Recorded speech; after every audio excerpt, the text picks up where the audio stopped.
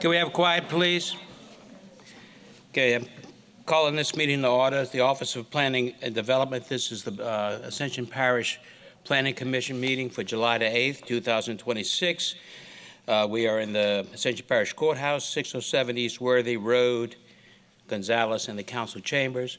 Our chairman is not in attendance tonight. Chairman Miller is out of town. As the vice chairman, I will be managing the meeting, I guess to call it. So we'll have a roll call of members. Miss Unitas, you're going to do your, just say here, that's all. Here. Mark? Here. Here. Here.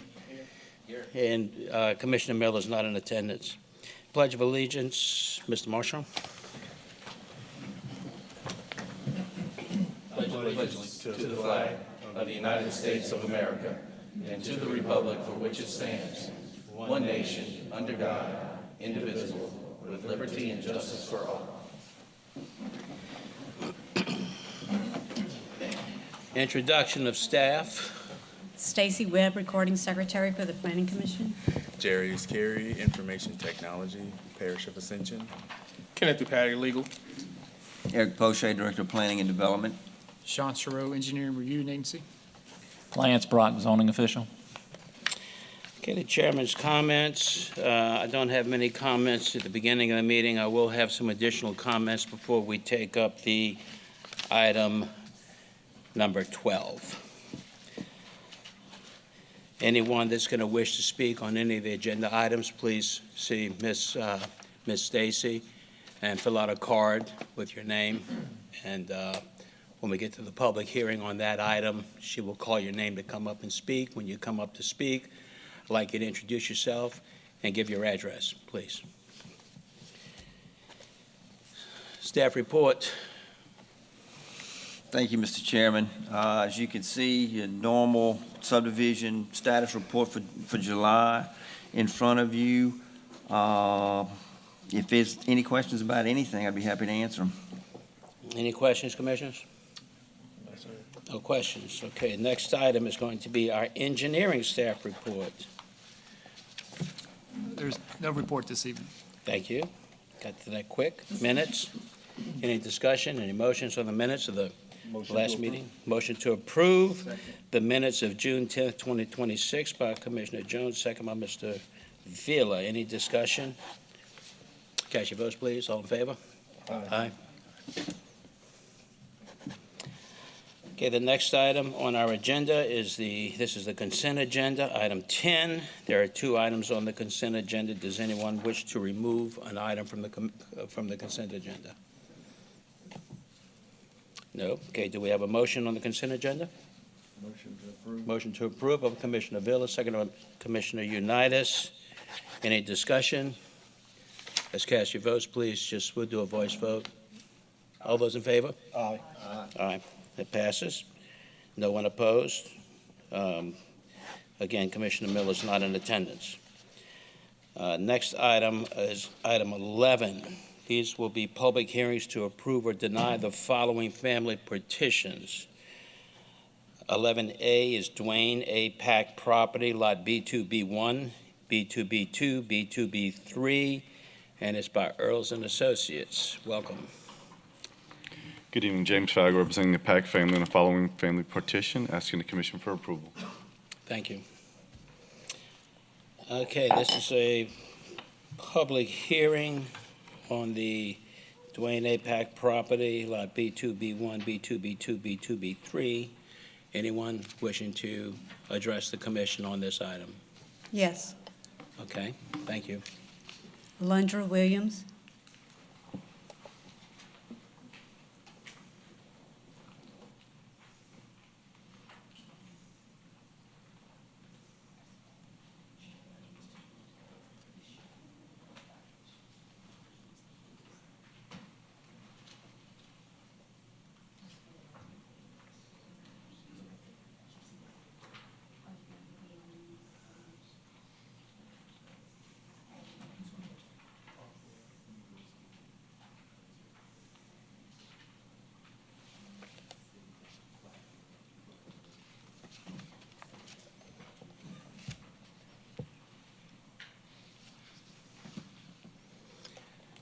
So, Mr. Williams, Yes, sir. Good evening. before you get started, I want to let you know you'll have 3 minutes to speak, maximum, 3 minutes to speak. Okay. And your address is? 14203 J.D. Broussard. Okay. We'll start. Go ahead. Okay.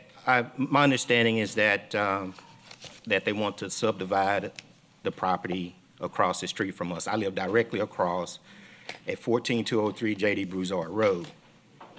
Since Mr. Lincoln Pollard passed away in 2019, we've asked the parish, because we're experiencing extreme flooding, erosion, and so with the buildup on the other side of the road and the opening of the crossover drains to us is causing extreme flooding for my property. So that is why I'm objecting, and I have work orders in. I've had them in for over 5 years with the parish, but they'll come out, they'll clear it, and then it would actually stop right back up. So just one more shovel of dirt is going to cause even more erosion until that bridge is fixed or repaired or replaced. When Mr. Lincoln Pollard, we had a bridge across there. The bridge went bad, so the parish came out, inspected it, engineer approved 2 covers. Those covers are not enough to move the water through there. And so it's causing extreme flooding, and hopefully you can see some of the pictures there. That's some of the pictures.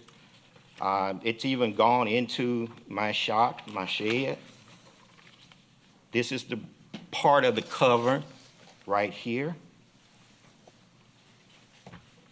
As you can see, this is dangerous and just extremely unsafe as well. That's some of the water there. That's the flooding. That's covered my yard, the neighbor's yard, and all the way across the road, actually. So any more building on the other side without putting the double box covers in is going to cause even more flooding on my side. And you can also see too that the property hasn't, the canal has not been kept up at all. I mean, it's overgrown, it's terrible. I've sent a number of letters to Mr. Clint. You got Mr. 30 Clint as well. 30 seconds. I'm sorry to interrupt. You have 30 seconds. But until we have proper drainage, I am opposing adding any more housing across the street or development. Thank you. Thank you, sir. Stacy? Letitia Polar.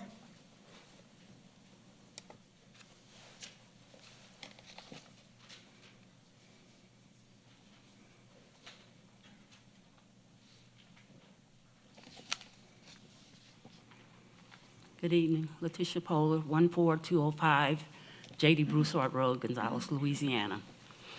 I'm in opposition of this matter being because the information that Mr. Alondra Williams just gave you, that is my property. My husband was the one who filed for the permit to get the culverts, and we were told and instructed to get a certain size, and we did just that. And now everything that, whenever heavy rain comes, everything backs up in my yard. The culverts need to be replaced, and like he said, there's a lot of erosion. So for us to be in agreement, something needs to be done to protect us. I've been there since 1994. So all I see is rebuilding and additions being added, but nothing is being done to take care of what we have there now. Thank you. Thank you. Public hearing is closed. Mr. Falgo, you have any? Yes, like I said, if you look at the plat, this property is not in a flood zone. It is in flood zone X. Mr. Poche did bring this to our attention. Some of the neighbors were going to be opposed to this. Like I said, all we're adding is really 2 lots. This is a true family partition. His brother already has a house on it. He's planning on building his house and donating the other 2 lots to his kids and his father-in-law and his mother-in-law to build their estates on. We are planning on rerouting The discharge, once we build the gravel drive completely out, it will be draining, I guess, east to the railroad tracks.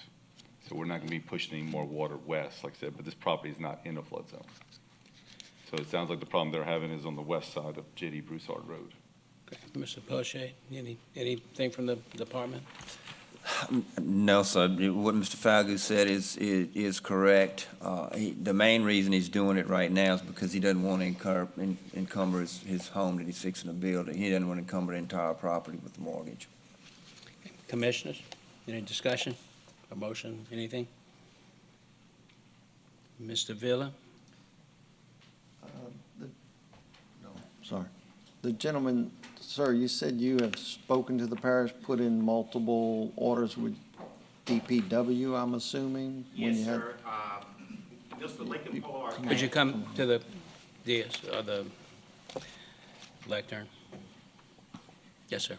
Thank you. Mr. Lincoln Pollard passed in 2019, and then shortly after then, actually, the culverts were put in just prior to his passing in 2019, and since then, we've had the extreme flooding on our side, right? It's damaging the property already. We put in work orders with the parish to come out, but as you can see, over this length of time, over 6 years, nothing has been done. They'll come out and they'll clean the cover, or they'll dig it out some, and that's about it. But nothing has been done. Now, upstream of on Bayou Narcisse, my other neighbor has a cow pasture. The parish came out and actually put double covers in the cow pasture, okay, with rails and everything. And all we're left with is this piece of dirt and concrete that's falling apart, waiting for a huge accident to happen on our side. And the water continues to back up. The property across the street, all of the water is draining over to us. They've opened the cross drains to allow that water to. So any more building is still going to force additional water on us until something is done about the erosion. And my property is eroding into that canal, and so is hers, and it's causing foundation issues as well. And I think Ms. Pollard has already had to have structural support put under her foundation because of it just saturating the ground. Okay, thank you, sir. Any other commissioner comments, questions, discussion? I know the parish because we did the work for the parish, or further down the road where the bridge is, they were acquiring drainage servitude to replace all that work, replace the bridge, do the work. I think it was the beginning of this year when we did go survey that property and we created the servitude because they did not have servitude along that bridge or along that drainage ditch.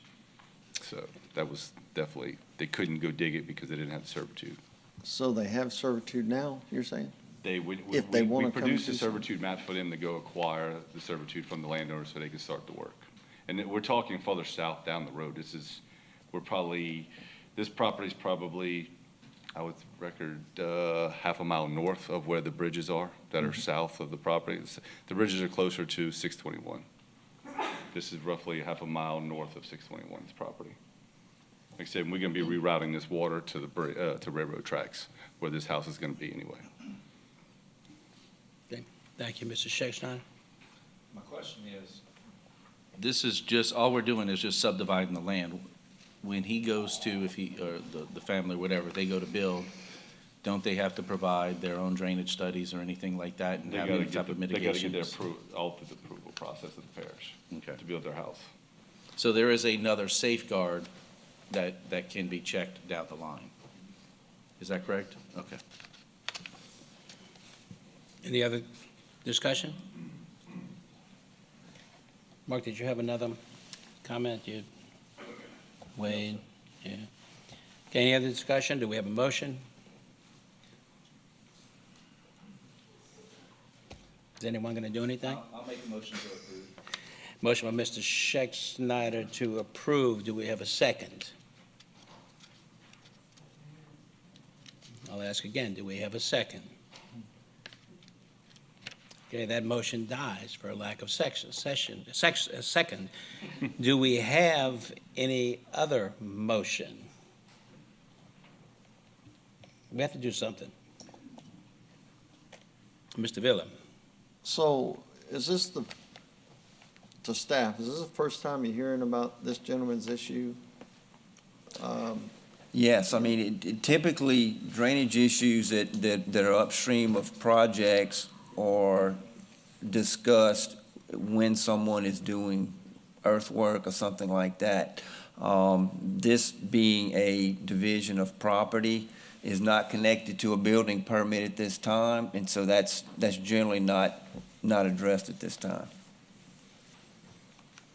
Okay, and so you're just subdividing? That's all we're doing, subdivision. They're not building the house or nothing like that. He's just trying to get through and get the loan and start building his house. So you're saying if they decide to build, they come to your department? They will have to go and- through that process, yes. and- Now, I don't know, it's not going to, may not spur the parish to go in there and do a bunch of drainage improvements upstream. The guy's gonna have to deal with whatever his drainage issues are to make sure that he doesn't encumber upon his neighbors. But as far as what the gentleman is speaking about, that's something that the parish needs to address separate and above from what this action is for. Yeah, and so I'm just trying to understand this because he has a concern, he's putting in tickets to the parish to correct a drainage issue. There's nothing built now that's causing that other than the parish's ability to keep the drainage servitude clean, I'd say, or properly maintained. So, and then you're saying if you do something, the survey you have has the drainage for this property gone another direction. Yeah, that's what the guy is Opposite. he's gonna reroute it towards the railroad tracks. The So- property pretty much drains as it is, a natural flow. It's kind of like a piggybacks, but where he's planning on building his house, everything drains east of the property. Yeah, so we kind of have two separate issues, an issue with an existing drainage. This will not affect that based on the plan in place. That's correct, no. Okay, No. So this action we're taking, the only thing this commission is doing is allowing the property to be split into more than one parcel. Correct. There's no other action that's going to take Correct. place, That's correct. just for And clarity. part of the problem with that ditch is the parish just doesn't have servitude on it. So they can't go in there and just start cleaning out a ditch that don't have servitude. They can obviously clean out roadside ditches, but part of that, the bayou that goes through the property, the main problem is the parish doesn't have the servitude. And a lot of people are hesitant to give up servitude, so you can't go in there with your equipment and start cleaning out ditches when you don't have the servitude. but you're saying they're in the works of trying to do that now? Is that different? On 621 and John Broussard Road, where the bridge is, the major bridge right there at the front, Yeah, yeah. yes, yes. Now it's farther down the canal, east or west of the canal, I can't vouch for that, no. Okay, But I know we did produce the servitude maps for them to go acquire the servitude to do the improvements that they needed to. and that would provide some potential relief? It would for fix the bridge area, yes, issue, yeah. yes. Okay. Any other discussion amongst the commission? Is anyone going to make a motion? Well, hearing that cleared up some questions for me, so in this application, I make motion to approve. Motion by Commissioner Villa. Second by Commissioner Schexnayder. Any discussion on the motion? Can we do a voice vote? All those in favor say aye. Aye. No opposition? Okay, thank you. Thank you. Now we'll move to the next Earls and Associates. 11B, George Valentine Property, Lot A1B1A, A1B1B, and A2A1A. Representing Mr. Valentine on the following division of property, asking the commission for approval. There's two residences on this one track, and we're basically just subdividing them. He lives in one residence and his son lives in the other. So this is a single piece of property with two residences We're on it? including that one other 3.5 acre tract because there was a little dog leg in it, and we're just basically doing away with the dog leg, kind of cleaning it all up while we're separating it. Okay. And it is his daughter's lot, the empty lot as well. Okay, I'm going to open the public hearing. This is a public hearing on item 11B, George Valentine Property, A1B, A1A, A1B, 1B, A2, A1A. Stacy? No one wishing to speak? Public hearing is closed. Commissioners? Motion to approve. Motion by Mr. Jones to approve. Is there a second? By Mr. Unitas. Any discussion? Okay, cast your voice vote. All those in favor? Aye. Anyone opposed? Motion passes. Thank you. Thank you.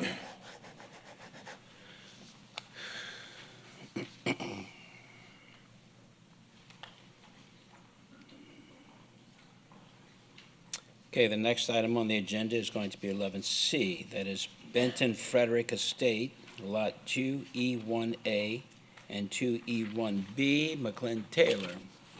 Ellen Jackson with McLean Taylor, representing this family partition, asking for your approval. I'm sorry, could you repeat that? Ellen Jackson with McLean Taylor Incorporated, asking for your approval. Thank you. Okay, this is a public hearing on item 11C, Benton Frederick Estate, Lot 2E1A and 2E1B. Public hearing, Stacy. Michael Frederick. Michael Frederick. I didn't know what I needed to do. Do you want to speak? If you want to speak, come on up. I don't really have to. Oh, okay. I didn't know what I was supposed to do. Sometimes I don't either. Especially tonight, I'll tell you, I don't know what I'm supposed to do, if you want to know the truth. Yes, sir. Yeah. Michael Frederick, 11450 Benton Frederick Road.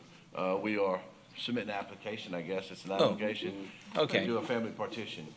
So you're Yeah. you are Benton Frederick, or representing Benton Frederick, Yes. Michael. Okay. Anyone else? Stacy? Okay. Public hearing is closed. Commissioners? Any discussion, questions? Anything from anyone over there, from the staff? Yeah, everything meets the code. All comments have been addressed. Motion by Commissioner Villa to approve. Second by Commissioner Schexnayder. Any discussion amongst the commissioners? You want to cast your votes then? All those in favor? Aye. Okay, no opposition. The motion passes. Thank you.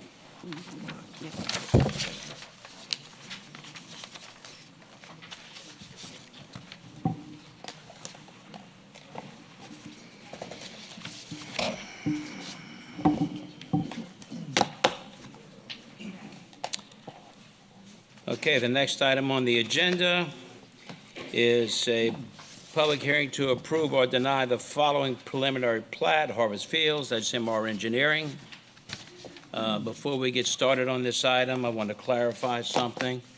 This is not a moment for debate. This is me getting clarification on a procedural issue. There have been there's been a lot of conversation between a lot of people. I haven't really been part of them, but that this item should not be on the agenda because of some belief that there should be a 12-month wait before it comes back onto the agenda since it was denied. So, in preparation of addressing this issue, I want to get a clear legal opinion that whatever the UDC requires for this to be back on the agenda tonight, I want to get that cleared up before we take up this item. So either planning director or legal, can you give me some guidance on that? I can, yes, sir. Basically, in subdivision regulation 174096, under resubmittal procedure, states that if the planning commission denies an application, the applicant has the option of appealing the decision as defined in section 174092, which is the appeals process to the council acting as the appeals board, or resubmitting the application if the following conditions have been met. Number one, states at least 12 months have passed since the original hearing date, or changes have been made to the original application that address the concerns stated in the commission's decision to deny the application. The two major concerns that were addressed in the resubmission of this was the additional connection out to the west of the project with the additional trips and intersection study to have a more complete traffic impact analysis.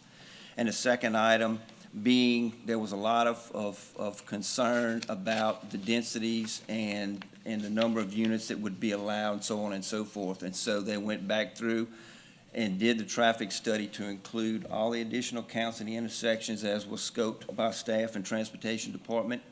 And the applicant went through and put lists, specific lists on the plat to denote the different densities, what was removed, and how the densities were calculated that matches the code. And that's why it's allowed to be on the agenda. I conferred with attorney for the Planning Commission, Spencer Long. He watched the previous meeting, and he agreed with my assessment before we allowed it to be placed on the agenda and begin to review the project. Last week, we also had a meeting in anticipation of Mr. Long being absent from this meeting with Mr. DePatie and Mr. Jean-Paul Robert, and they both agreed with the assessment as well, that it should be allowed to be on the agenda for the meeting tonight. Okay, so with that being said, we've had 3 of the parish's attorneys discuss, and it is allowable to be on the agenda. So with that, I am going to move forward with this item.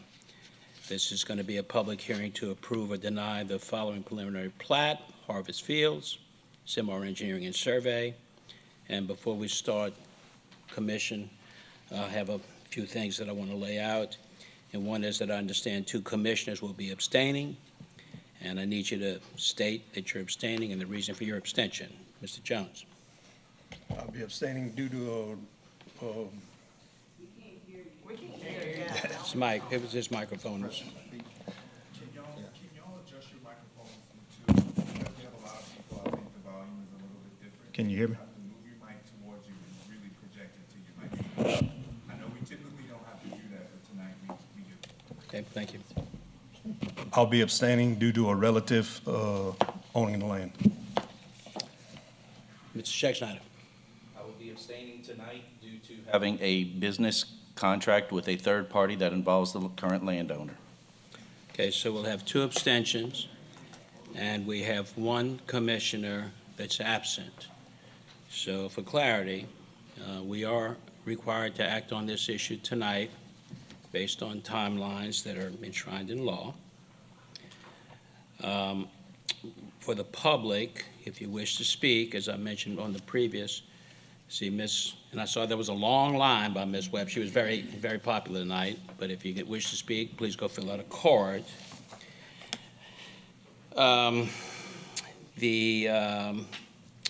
When we do vote on whatever motions might be made, there are only going to be 4 voting members of the commission, which is a quorum, and any motion that is made is going to require 3 affirmative votes for the motion, otherwise the motion fails. So it will require 3 out of 4 votes. I'm just laying this out so everybody understands where we're going, right? So the process is going to start out with the applicant is going to give us 10 minutes up to 10 minutes to present and discuss their proposed development, their application, and then there'll be a public hearing. And when we get to the public hearing, I might have a few more things to say. So I'm going to go ahead and ask the representatives of Harvest Fields to come and present, please. Okay. And likewise, please, state your name and that information. Can you talk louder, please?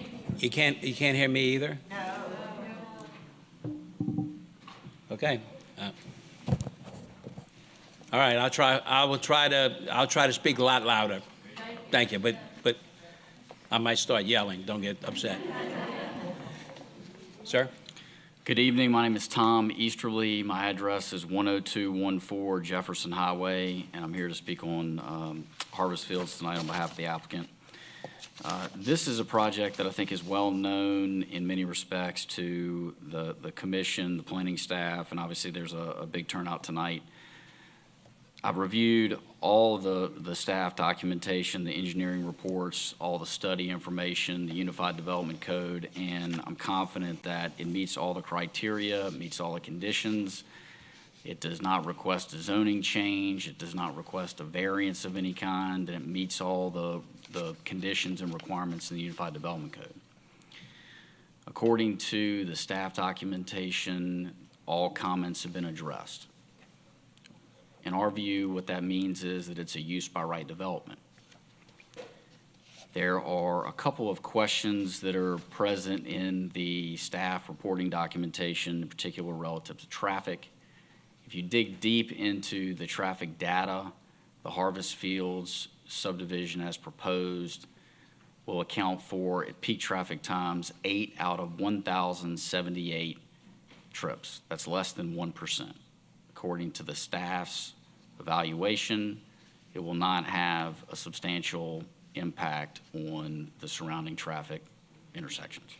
The people behind me may disagree, and it sounds like they do, but these are qualified engineers that represent the parish, qualified engineers that represent the interests of the citizens behind me, and it's been their determination, not mine, not the developers, not the landowners. And so we point to that traffic impact analysis performed by the parish's engineering firm, and we believe that it satisfies all the conditions, and I think that the staff report indicates objectively that it does. And so because we meet all the requirements, because we don't ask for variances, because we don't need a zoning change, it is a by right development. What that means is that it is entitled to a presumption of validity. Now, what that means is that it's entitled to a presumption of validity. And I know there's legal counsel here. I heard reference to legal counsel. I wrote a letter to the commission this week putting that forward. I hope that there's been an opportunity to scrub that. I think it's straightforward. If there's any question about that, I'm happy to try to answer those questions as best I can, and I'll certainly listen to all the comments from the citizens behind me who are more than entitled to voice those comments. But at the end of the day, there's been a very in-depth review of this proposed development, and it meets all the criteria. Now, obviously, there's some people behind me that do not want to see this development proceed, and I respect their opinions, but the question is, does it meet all the criteria? And if so, what do you do about the presumption of validity, and what would be the basis for denial? I don't know of any basis for denial at this point, and I'm anxious to listen to the existing, the comments that are going to be offered here in a few minutes. But the existing plan, the existing development as proposed now, clarifies two of the issues that led to the discrepancy when the project as proposed previously was presented. We clarified the number of lots. The lot count is now accurate. It was off by 1, and that stirred a big controversy. And there was also a minor question or a technicality relative to the traffic. But based on the staff report's recommendation, based on everything as presented, we ask that you approve this project. We think that that's the right ruling. We think that the standard for the review tonight is, does it meet all the criteria? And we believe that it does. And we don't believe that there's any sort of compelling reason to reject it. Now, people behind me may disagree, and they're obviously entitled to express their opinions. I'm going to try to listen carefully so that I can address any of those comments that are material. But at the end of the day, we believe it's a use by right, and we would ask that it be approved. And I've got a representative from the engineering firm that represents the applicant here who can answer any technical questions that I might not be able to answer, and I'm happy to answer any questions that you may have right now. We'll come back to you for questions after the public hearing. Thank you, Chairman. Okay, I'm going to open the public hearing. Or do you have something additional? You still have time. You have 5 minutes. Okay? Okay, I'm going to open the public hearing, and I'm going to ask that everyone be respectful to the speakers. We understand you might not be able to hear. IT's done what they can do about it. It's not the speaker's fault. We'll try to speak a little louder so you can hear. We're happy to repeat things, probably more than you're going to want to hear it. So as we go into the public hearing, I want to, again, remind everyone, you're going to have 3 minutes for each individual. to speak. Your comments are to be directed to the commission, not to the staff, not to the developer, not to the other members of the public. This is a commission meeting. You're here to testify to us. So your comments are to be to us. It's not a question and answer time for the public and the commission. What it is an opportunity for the public to make their comments and state their case. I'm going to ask you to maintain decorum. As I said, be respectful to the other speakers, just as you'd want them to be respectful to you. And we're going to be turning off the microphones at the end of 3 minutes. That's not just something we're going to do for this particular applicant. We do that for all items where we have a public hearing. And then after the last speaker, I'm going to close the public hearing, and the developer will come back, the applicant will come back and have a chance to readdress some of the items that comes up. And so with that, this is a public hearing on Harvest Fields, MR Engineering and Surveying. And Stacy, let's go. Teresa Robert.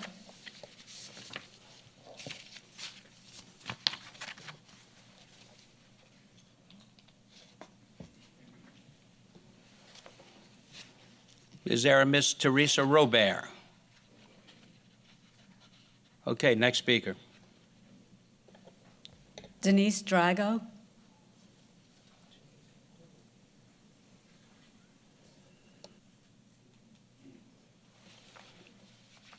Take your time. We have plenty. We planned on it for tonight.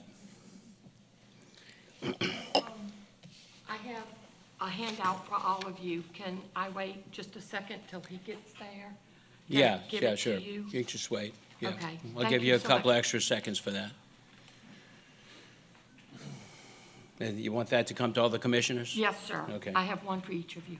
Okay.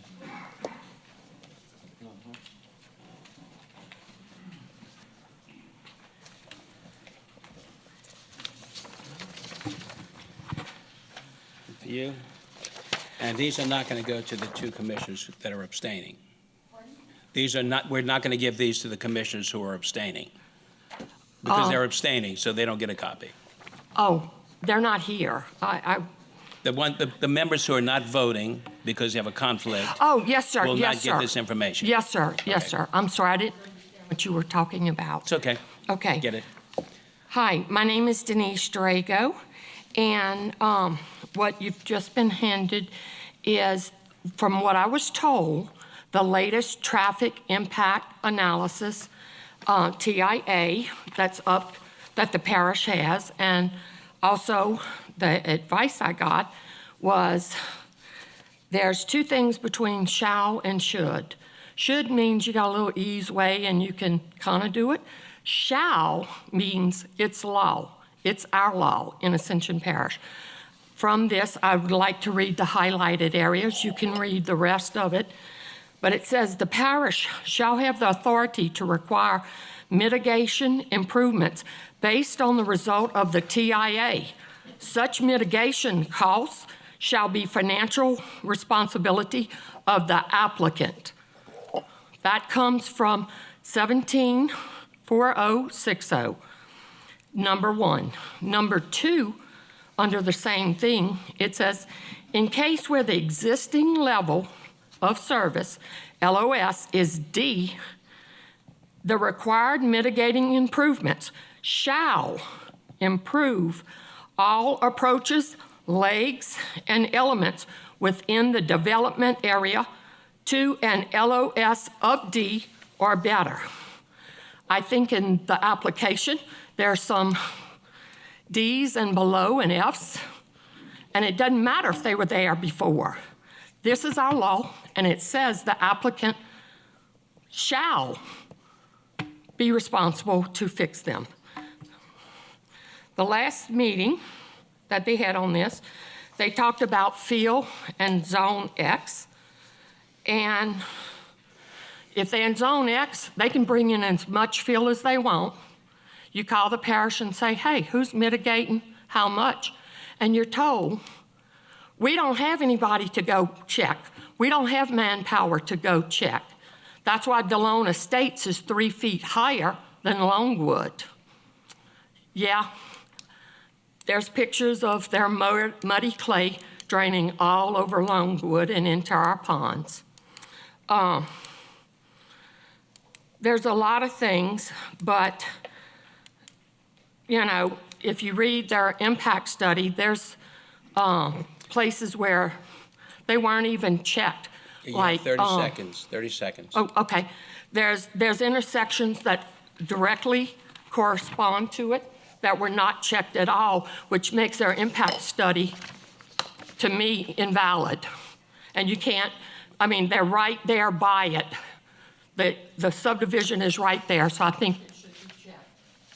Thank you. Thank you, ma'am. And thank you for all your service. Thank you.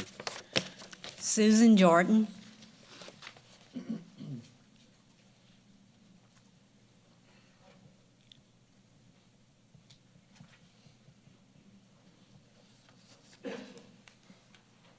Can I put one of these in the record?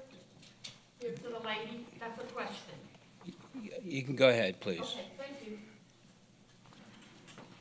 Putting it to the record. Yes, ma'am, go ahead.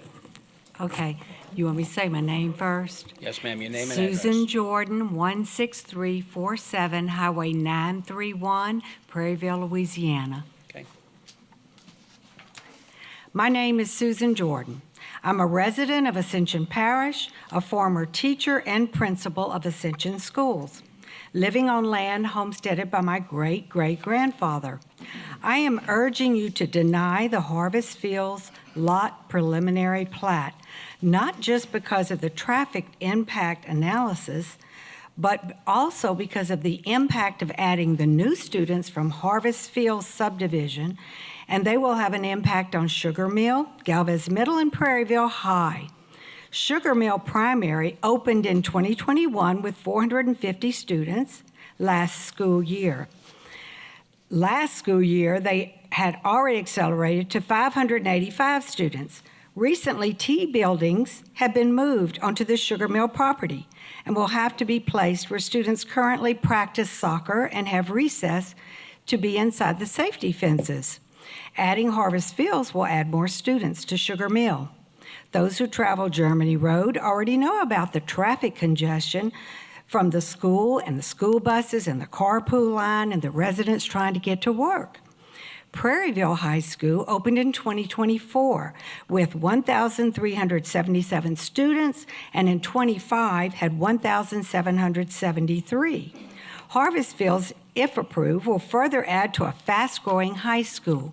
This high school recently added 10 floating teachers due to understaffing. Those who are not familiar with floating teachers, this is when there are not enough classrooms at the school for the teachers, so teachers usually carry around a rolling cart with all their materials, and they go to different classrooms all during the day where teachers are supposed to have their conference planning time. Trying to provide quality instruction for students with all of your materials on a rolling cart and moving from room to room is very difficult. Not to mention the floater teacher is interrupting a teacher trying to hold conferences or work in their classroom. Ascension Parish schools and teachers work very hard for our #1 top-rated parish in Louisiana designation. Overcrowding our schools is not going to help that rating. 30 seconds. All educators know that the most important factor in outstanding schools is teacher-student ratio. Are we going to disregard development code and use an invalid traffic impact analysis to approve a new development that should be denied? Please deny this new plat and protect the students and the residents of this great country. Thank you.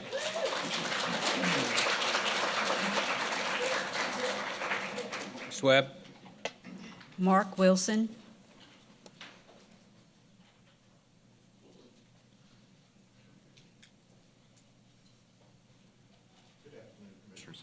Good afternoon. I want to address. Address, please. Yeah. I'm sorry, Mark Mark Wilson. 40299 Cottonfield. Thank you. Gonzales, 70737. I want to address the traffic study. The traffic study itself was done during a period of time when the teachers were in conference, so the schools were out. That means the traffic flow is not what is normal. Also, 929 was shut down. It was completely, it was closed down to through traffic. When they set the cameras up, we're not getting a true indication of the traffic at that point in time. So, you know, the numbers they're giving you, I think, are skewed, and they don't represent what is actually happening. So that's about what I want to say about the traffic. I think these numbers are really skewed. They were put at an improper time.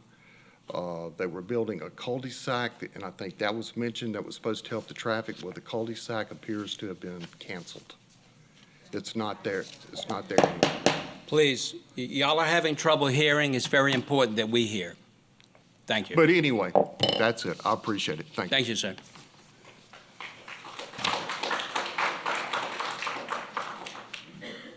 Ray Mook.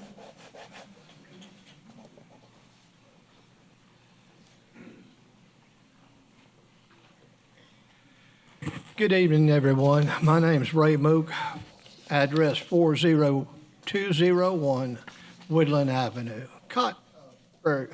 Woodland Shire. First off, I'd like to speak for the people behind me. We could not hear the gentleman who's representing Harvest. I'm a little confused. This gentleman's got the ability to develop a subdivision. He's speaking words that we need to hear. He's delivering a message to us back there. Well, let me just interrupt. Let me interrupt for a second. Yes. Let me interrupt for a second. We have heard that the public has had difficulty hearing. We have asked IT to do what they can do about the volume. It is not the issue of any individual. We're trying. So let's don't. I'm just saying. Let's don't point at people and say they're doing something wrong. Simple to me. When your microphone's up here, you can't hear. But when you bring it down here, the message is very clear. We had no problem hearing the people behind me. That's the issue. And we appreciate what you're doing. I notice you have 10 or 12 employees, and you're doing a great job.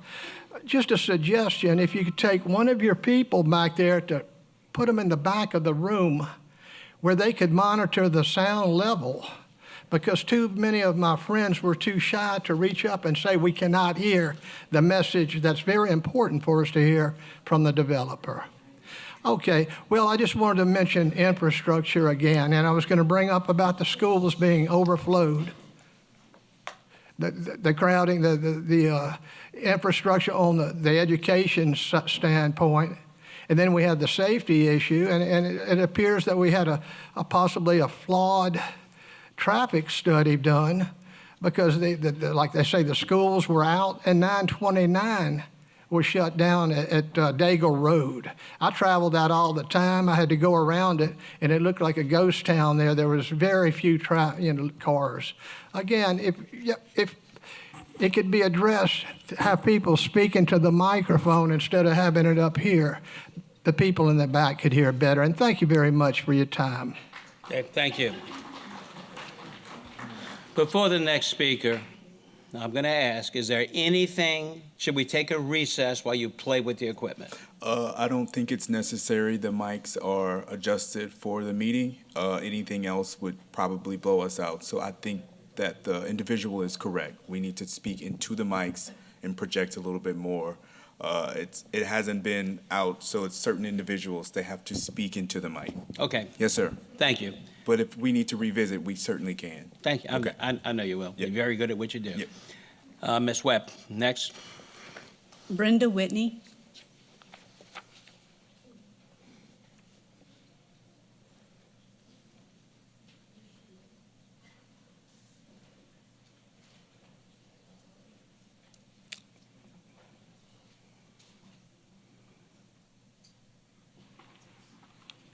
Good evening. I'm Brenda Whitney, 42506 Cannon Road, Gonzales. And though I do not live in that area, I do travel those roads for a variety of reasons, work being one of them. And it is my understanding that when this traffic study was done, was not a normal school day. And it was during road construction on neighboring roads, which would impact the traffic that they're trying to study. Clearly, those numbers are skewed, and that needs to be reconsidered. At the last meeting, also, it was a statement about a great debate in 2022 when the new ordinances were passed, and that it was decided that if the development didn't cause the failure, then they were not required to mitigate it. Well, can you show us where this interpretation is stated in the Unified Land Development Code in section 174060, or otherwise? Because there are issues with this proposal that need to be addressed. And I don't believe, based on the information that the gentleman did provide, which I, again, could barely hear, I don't think these things have been satisfied. So I do believe if he wants to bring it back for reconsideration, he needs to do it the right way. The schools, the overcrowding, all the things that have already been mentioned, I 100% support those concerns because they are concerns.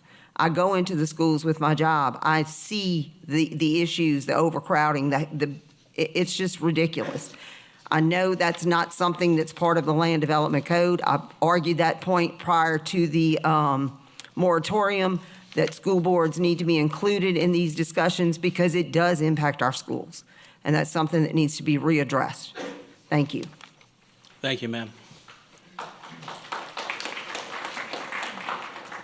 Mark Taylor.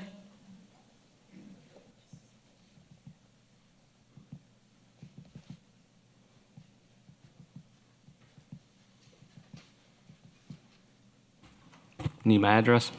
Yes. 40110 Cottonfield Avenue, Gonzales. All right. Good evening, members of the Planning and Zoning Board. I urge you to specifically focus on the critical intersection of North Burnside Avenue and Germany Road. Although controlled by LADOTD, its impacts fall squarely on Parish residents. The submitted traffic study is clear and alarming. Even today, before this project is built, the intersection is already operating at a level of service E and F outright, the failing grade in traffic engineering. Westbound lane and through movements are already experiencing delays of well over a minute and a half. If you look at the table, it clearly shows the development causes letter grade drops, further failures on critical movements at an already strained LADOTD intersection. If you look at it, it shows it on the eastbound left turn lane, as well as the southbound, a letter grade drop, which means it's directly as a result of this development. So the overall intersection remains at level of service E, well below the parish's required standard level of service D under Ascension Parish Ordinance, Section 174060, Section G2. The ordinance is unambiguous. Any project that causes or contributes to a reduction below level of service D or fails to maintain or improve existing conditions shall be denied. This is not a marginal case. The intersection is already failing, and this development is tipping the point that makes it worse. We cannot simply defer to DOTD while they control the signal. This board controls the land use decision that would add even more traffic into a broken intersection. Our residents, emergency responders, and daily commuters will pay the price in dangerous queues, increased crashes, and endless delays. I respectfully ask this board to hold the developer accountable. Do not approve this application until the applicant demonstrates with concrete funded improvements that the intersection will be returned to at least a level of service D. Anything less violates both the letter and the spirit of our ordinance. And thus, you see that the developer is directly contributing to the failure of this intersection. Thank you. Thank you. James Totten.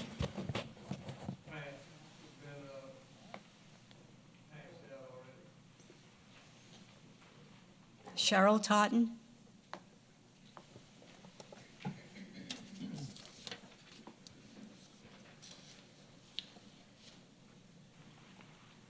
Good evening. My name is Cheryl Totten. I live at 40446 Old Hickory Avenue in Gonzales, Louisiana. It's a neighboring subdivision to this area.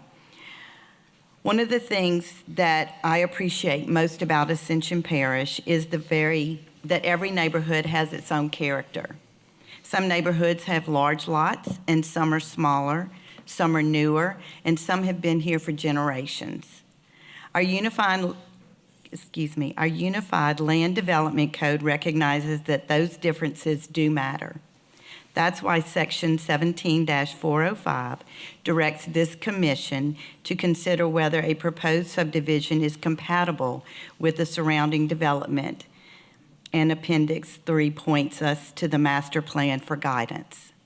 The existing neighborhoods and connecting around the proposed consists primarily of homes of 1/2 acres to 2 acres. I personally live on a half-acre lot and appreciate the size of my lot and the distance between me and my neighbors.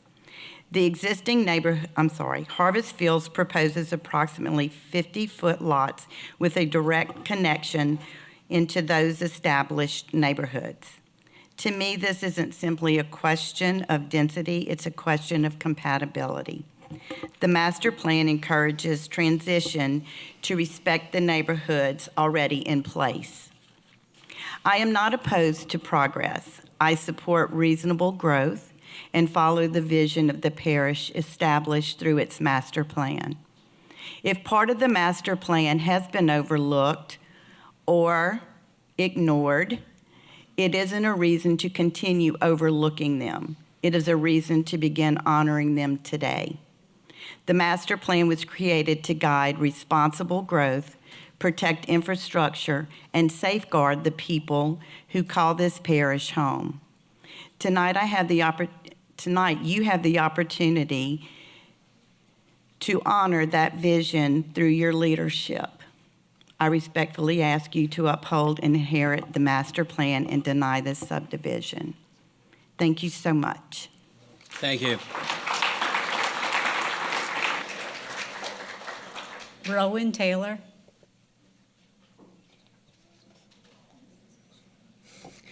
You better point the mic way down. There you go. Thank you. My address is 40110 Cottonfield Avenue. Good evening. My name is Rowan Taylor, and I am here to explain why I believe this traffic study needs more information before a decision is made. A traffic impact study is similar to a science experiment. In science, we learn that you have to follow the scientific method. Ask a question, collect accurate data, perform a fair test, analyze the result, make a conclusion based on the evidence. If one of those steps is not done correctly, the conclusion may not be reliable. The new question being studied here is, will this new development create traffic problems in our community? To answer that question, the study needs to collect traffic information from the places that could be affected during conditions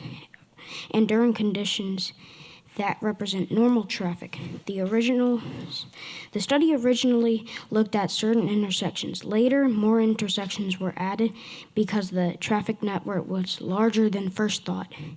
One of the added areas was the Causey Road corridor, which connects Highway 44 to Airline Highway. However, the study looked at one more important connection, Causey Road and Borough Road, but did not study a similar connection, Causey Road and Germany Road. That is like doing a science experiment on one side of a problem, but not checking another part that could affect the results. There is also another concern. The extra traffic counts were taken while construction was happening on the Borough Road connection to Airline Highway. In science, if you were testing how people normally behave, you would not collect data during an unusual event and assume everything is normal. For example, if you wanted to know how fast students normally walk through a hallway, you would not measure them during a fire drill and use those times as normal walking speeds. But the traffic study collected more information while a major road connection was temporarily changed, but the report did not clearly explain how those unusual conditions were corrected. Because the data was collected during unusual conditions and because one important intersection was not studied, I believe the final conclusion may not be based on a complete and fair test. I'm not asking you to stop development because development is bad. I'm asking you to make sure the decision is based on accurate information. Before approving this project, I believe the study should be completed using all important intersections and normal traffic conditions and data that accurately represents the future roadway system. Thank you for listening.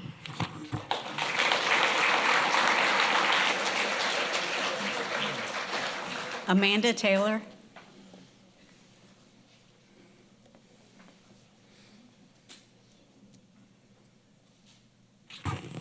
Hi, I'm Amanda Taylor. I'm at 40110 Cottonfield Avenue. Chair and members of the board, the traffic study for this development is alarming. This intersection at North Burnside and Germany Road is already failing, and the applicant's own numbers prove their project will make it significantly worse. Look specifically at the westbound left turn, one of the most critical movements. The study shows delays of 115 seconds, 173 seconds, 149 seconds, and up to 192 seconds, all at level of service F. This is not congestion, that's complete failure. Vehicles stuck for over 3 minutes through multiple signal cycles. Westbound through movements also reached 187 seconds of delay. The overall intersection is mired in LOSE, far below the parish's required LOSD standard. Ordinance 174060, section G2 is explicit. Developments that overburden the railway system and the roadway system and drop below LOSD may and should be disapproved. This project doesn't just add traffic, it directly causes and worsens roadway failure on a major state highway. We cannot approve this as it is. I respectfully urge you to deny this application until the developer provides concrete guaranteed improvements that actually restore this intersection to LOSD or better. Thank you. Thank you. Lisa Guidry.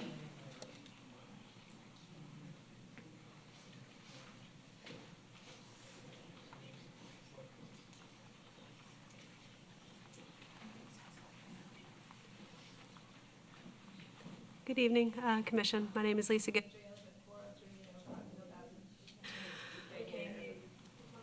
How about now? All right. ULDC 17-201, General Provisions of Development and Zoning. Legislative intent, Item 1, the citizens of Ascension Parish, after completing a detailed planning process, have determined, A, Ascension Parish is experiencing unprecedented growth in new residential and commercial development in the future. This growth far exceeds historical trends. B, as a rural parish, Ascension Parish does not have an extensive infrastructure, public investment to support development. If development is not carefully planned, the cost of roads, water systems, and sewer systems can quickly accelerate the pressure to raise taxes. D, Ascension Parish occupies an extensive floodplain, which can create serious construction and public safety problems with concentrated development. If growth is not carefully managed, development may destroy the rural character of the parish. This character represents a valuable property right to the residents of the parish. Item 3, the purpose of this ordinance is to protect public health and safety, increase property values, promote orderly development consistent with the character of the parish, and provide for the careful management of public investment and taxes. Nothing further was done to address that, as our own ULDC points out, concentrated development in a floodplain poses serious risk to construction and public safety. Nothing was done to address that, as our own ULDC points out, incompatible development reduces adjacent property values. For example, the exact wording provided in the ULDC, small lot, high density subdivision can depreciate a neighboring large lot residence. That's exactly what's happening here. You needn't look very hard to find news articles noting issues with detention ponds, which then spiral into a waste of taxpayer money and parish time as finger-pointing ensues as to who exactly should be responsible for the issues. Sediment settling, requiring dredging, which would cost into 6 figures, fixing pond collapses, pipe misplacement, flooding. Just look at Conway development. These open ponds with houses amongst them are very likely to have children. It also poses a safety hazard of unintended drowning. Yes, they have the right to use their land, but the parish has the authority and duty to make sure all land use, whether it's someone putting up stadium lights in their backyard or a developer, adhere to the laws and codes of the parish. I am not asking for special treatment of this developer. On the contrary, I am asking the parish to stand behind the ULDC. We either enforce the codes for all or none. I don't envy any one of you in this position, but I am imploring you to fight the very human natural inclination towards deferred pain. It's painful to have to be in the seat where the rubber meets the road and to be the ones that have to honor the promises of so many elected officials. Your time is about elapsed. I'm sorry I didn't give you a 30-second warning, but I was taking notes.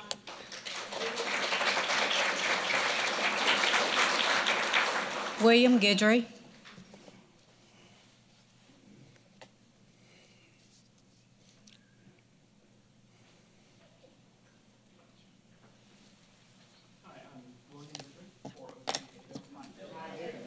Higher. Is this better? All right. Sorry. Good evening, Commissioners. I would like to focus on one question, and we've kind of touched on it already, but what does the Unified Land Development Code actually require? Louisiana Civil Code Article 9 tells us when the language of a law is clear and unambiguous, it must be applied as written. The traffic ordinance says two important things. First, it states that the proposed development shall be denied if the required traffic impact analysis demonstrates that the development will overburden the roadway system.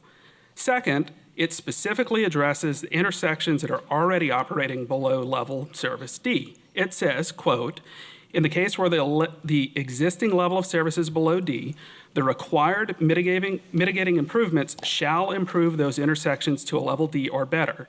To me, the language is important because it recognizes that some intersections are already failing. It doesn't ignore those intersections. It tells us what must happen before approval. Another point deserves careful consideration.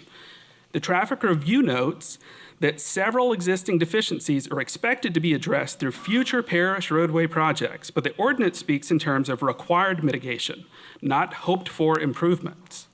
In fact, ULDC 174060G3 provides that the required mitigation shall be implemented before building permits are issued, unless otherwise provided by the TIA approval. That language suggests that the code contemplates real, identified mitigation, not simply projects that may occur in the future. Finally, I'd like to ask one question. If existing failing intersections no longer require compliance with the ordinance, where is the limiting principle? If that interpretation allows 115 homes today, would it allow 300? Would it allow 500? Would it allow 1,000? The parish answered that question by adopting an objective performance standard, which is level of service D. Tonight, I respectfully ask the Commission to apply the Unified Land Development Code exactly as written and determine whether the applicant has demonstrated compliance with the traffic standards adopted by the parish. Do I still have some time? 39 seconds. All right, let's go. The law, and unfortunately I don't have it in front of me, does not state that they can degrade the traffic a little bit. It says that they cannot degrade it at all. Any movement in the negative direction requires a denial. Let's see. The road was closed at 929 at Bro. It was mentioned, but it was also closed to Keystone Development, which is like, I think, 1,000 homes, which feeds into 929, which accounts for a lot of the traffic that would have been coming through the 929 Bro intersection. Cottonfield is still very narrow, no sidewalk. Thank you. Jason Cassard.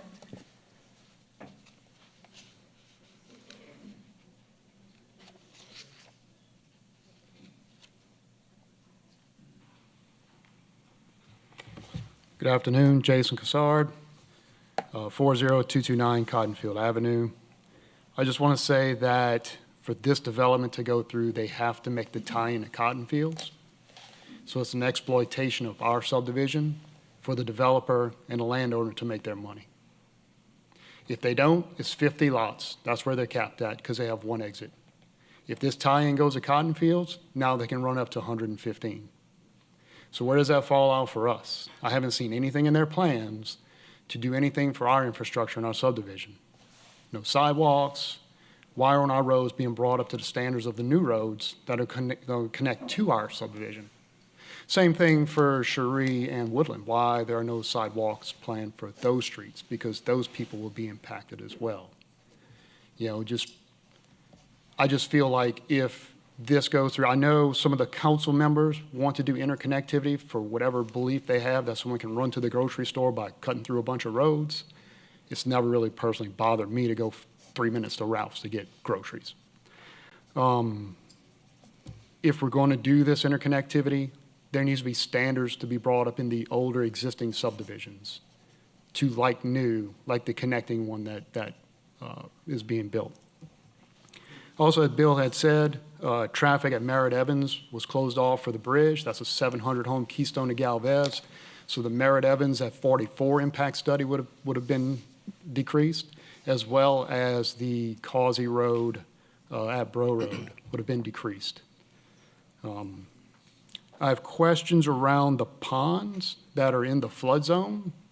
So are these ponds just going to be dug, or are there going to be levees or berms around them to retain the water? Because if we do add dirt there to the pond, are we changing the elevation and the potential for those ponds to absorb flood water? If we dig a pond where it's 13 feet below elevation and build up a 5-foot levee, well, now it's really at 18 feet and it cannot absorb the flood water. If it isn't a flood zone and they do flood from water, who's going to dig the silt out over time to maintain the capacity of the ponds? I don't think that's ever been stated or really addressed. And I still have questions about this major pond right next to the pipeline right-of-way with erosion and silting from that. 30 seconds. I also disagree with using pipeline right-of-ways to call that a park.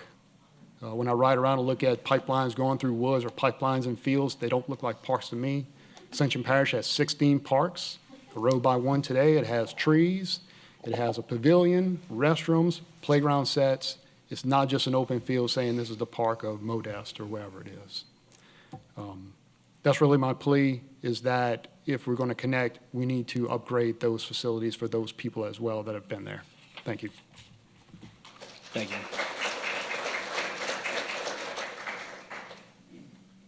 Gina Bilya.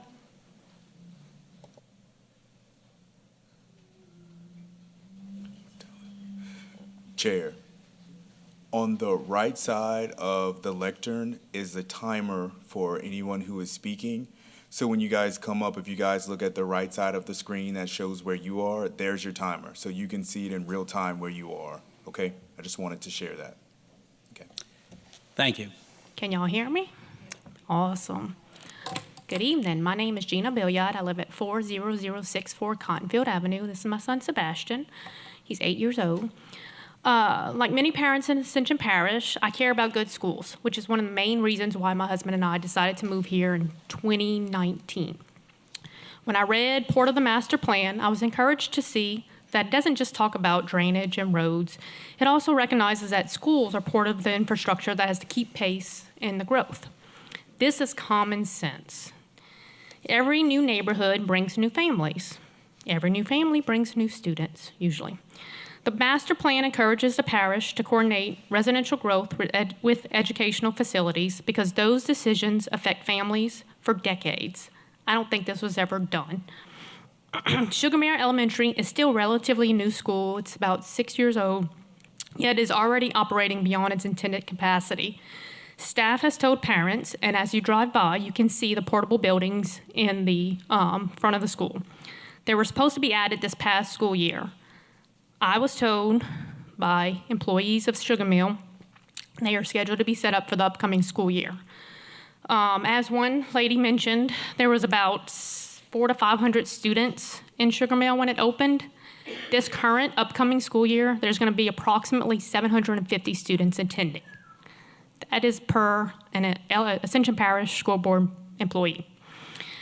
It doesn't mean our parish shouldn't continue growing. It means we should grow in a way that keeps schools, transportation, and neighborhoods working together, exactly as their master plan envisions.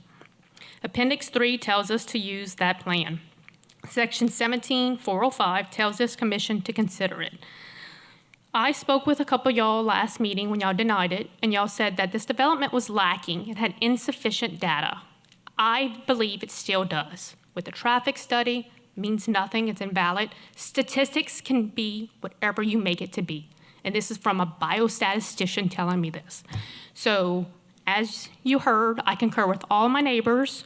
I agree to what they say. I strongly urge you to consider all this data we're presenting to you and the lack of this developer data and agree to continue the denial of this plat.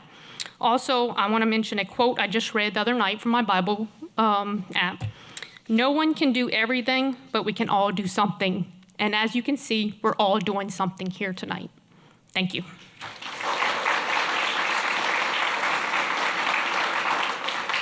Teresa Robert.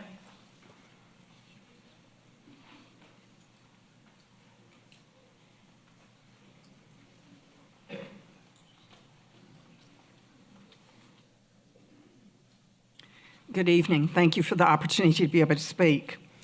Excuse me, Ms. Robert, could you give us your address, please? 7205 Highway 44, Gonzales. Thank you. Thank you for the opportunity to speak on the Harvest Fields preliminary plat. The 115-lot subdivision on LA 44 would add significant traffic to an already strained road network. While the applicant and CSRS have addressed some review comments, the traffic and impact analysis TIA remains fundamentally flawed and does not meet the requirements of our Unified Land Development Code and subdivision regulations.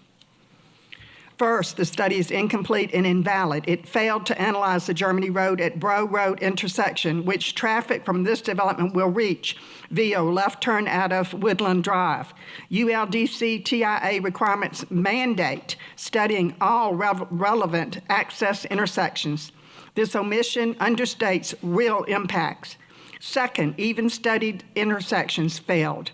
The Bro Parish 929 intersection showed LOSF movements and poor overall conditions, despite 929 being closed to Airline Highway due to other construction. Adding project traffic will worsen this. Finally, the LA 44 at Germany Road intersection already operates at failing LOSEF with long queues. The project offers no solid mitigation, only minor site access changes that do not resolve the corridor-wide problems. This violates the ULDC requirement to maintain or improve levels of service. The CRS letter references a future roundabout at PR 929 and Bro Road to improve conditions. This $3.2 million project was identified in 2018. However, it has never progressed beyond that design phase. We have no certainty this project will ever be built. The recent cancellation of the roundabout at 929 Dago Road proves exactly why we cannot base approval on speculative future infrastructure. ULDC standards require developments to demonstrate adequate mitigation based on existing and committed conditions, not hopeful projects that may never materialize due to funding, priorities, or other delays. Relying on them shifts the burden onto existing residents and risks creating unsafe conditions in the interim. Our code exists to prevent exactly this situation, approving intense development on substandard infrastructure without full mitigation. Traffic is not abstract. It affects safety, families, emergency response times, and quality of life in neighboring communities like Cotton Fields and Woodland. Combined with the project's location in a flood-prone area, addressed only partially in the drainage study. Thank you, ma'am.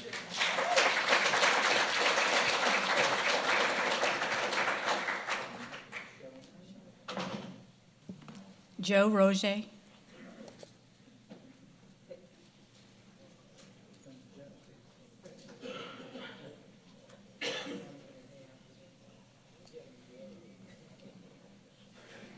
How's everybody doing?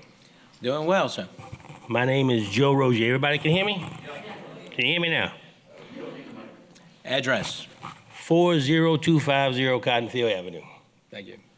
We just talked 5 months ago, guys. Y'all just shot this down 5 months ago.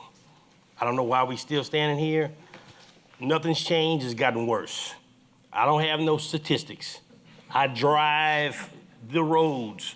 I see the traffic. I don't know who's in charge of calibration of these lights. Y'all need to get them on their job, because most of them don't work, okay? My road has never been repaved in cotton fields. Y'all want to bring more concrete trucks to my house. Y'all want to bring more dirt trucks to my house. Y'all want to bring more lumber companies delivering stuff, tearing up my roads even more. Y'all never finished my project. This is 30 years ago I built my house. This is crazy.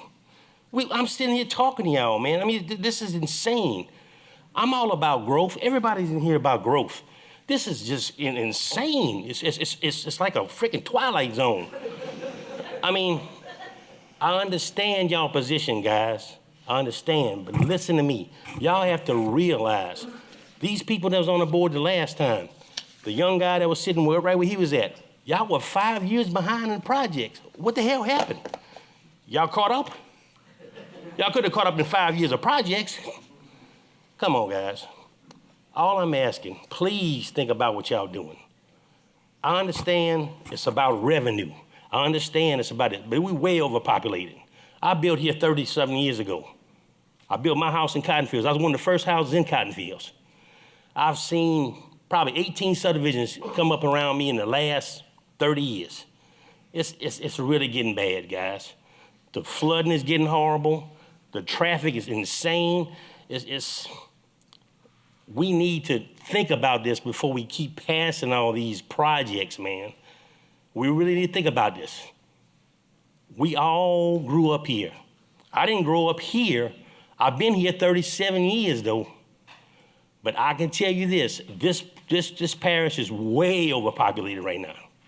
And y'all want to bring more people in. I'm not about not growing. No more growth now. Let's try to fix what we got first. Thank y'all. Have a good night.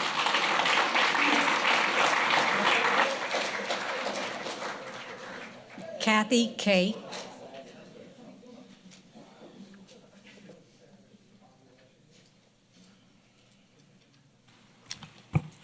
Good evening. Can you hear me? Yes, ma'am. Address, please. Okay. My name is Kathy Cole. I live at 38235 East Lakeview Drive in Prairieville, Seven Oaks. And the consensus of opinion has been about traffic. I want to talk about drainage. I live next to the railroad track. Seven Oaks has 283 homes that live essentially next to a dam. There are 2 functioning culverts under that dam. Since that railroad was in place, no more culverts have been added. Our water drains into the ditch, goes under the railroad tracks into those culverts, flows to the Laurel Ridge Lateral, and from there goes under Airline Highway to guess where? To Black Bayou. Black Bayou's already overwhelmed. The parish is not maintaining our ditches. They haven't looked at the culverts in years, and Black Bayou isn't being properly dredged. I've already done a flood. I'm here because of Katrina. I don't want to do another one. So I respectfully ask you to consider drainage as well as traffic, 2 of the major concerns of everybody in this room. I respectfully ask you to decline. Thank you. Darren Pinsel.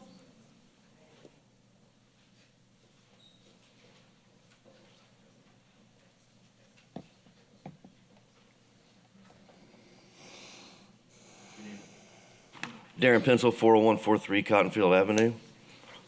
I also want to talk about traffic. Most of what I got to say has already been said. When most people talk about a traffic study, they think about delays. But the parish didn't create traffic impact analysis because people dislike waiting at intersections.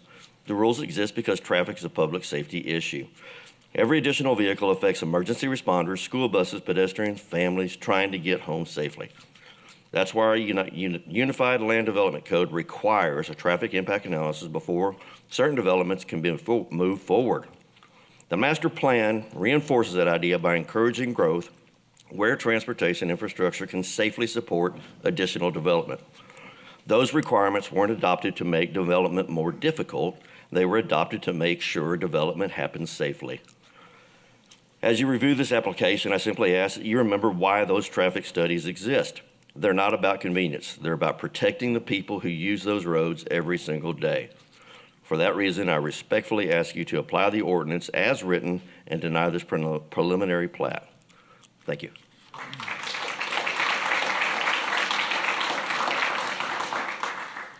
Jennifer Pencil. Nope, I have smart people. They've all said it. Larry Paul.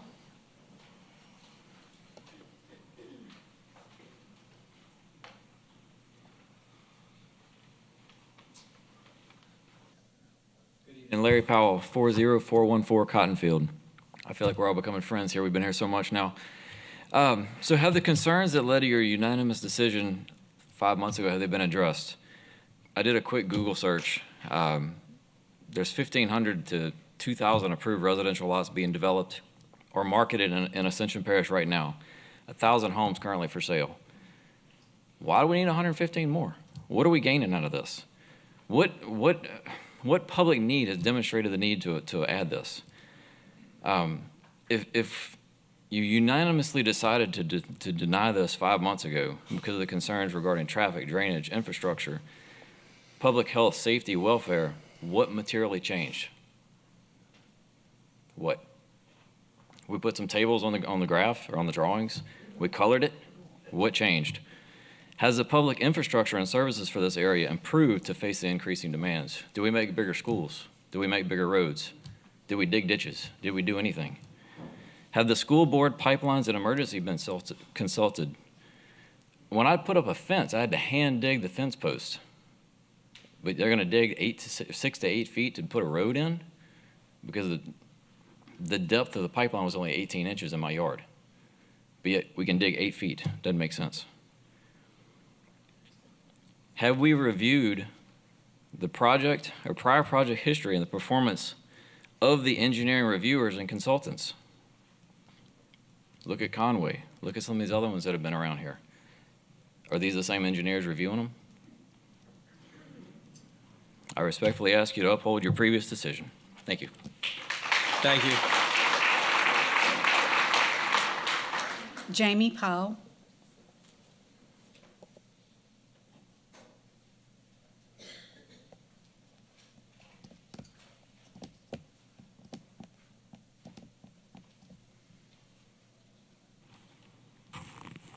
Can you hear me?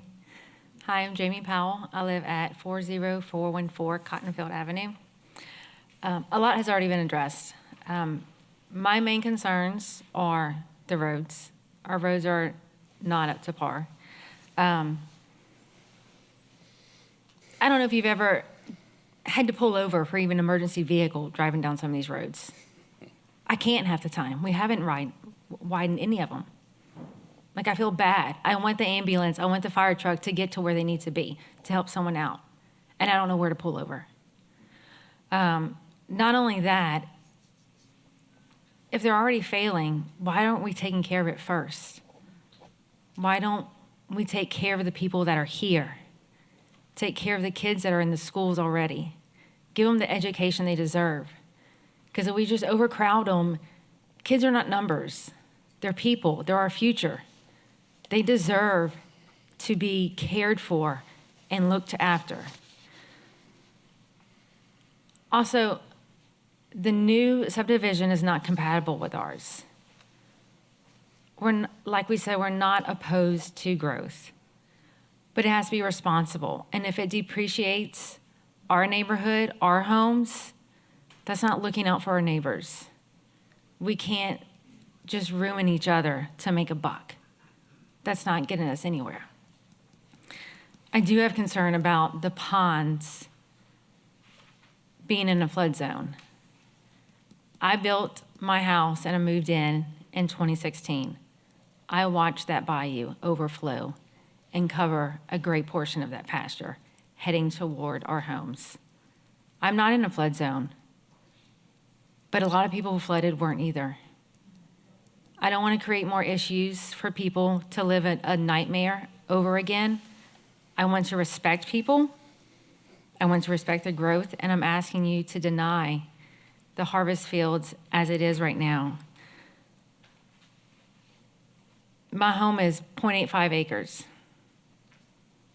There's a little over 4 homes right now that are going to butt up to it. I don't see how that's compatible at all. I see that depreciating the value of my home, and that's my livelihood. That's where I wanted to raise my kids. I like land. I like the kids to run in a yard. I love subdivisions like ours. They're a wonderful place for kids to be outside and outdoors. Thank you. Thank you.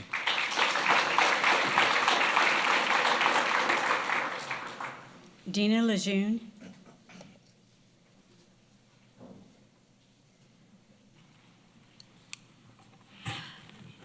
My name is Dina Lejeune. I live at 40074 Woodland Avenue. I'm asking the Ascension Parish Planning Commission to deny Harvest Fields the right to access our subdivision as a drive-through into Cotton Fields and Woodland Shire subdivision.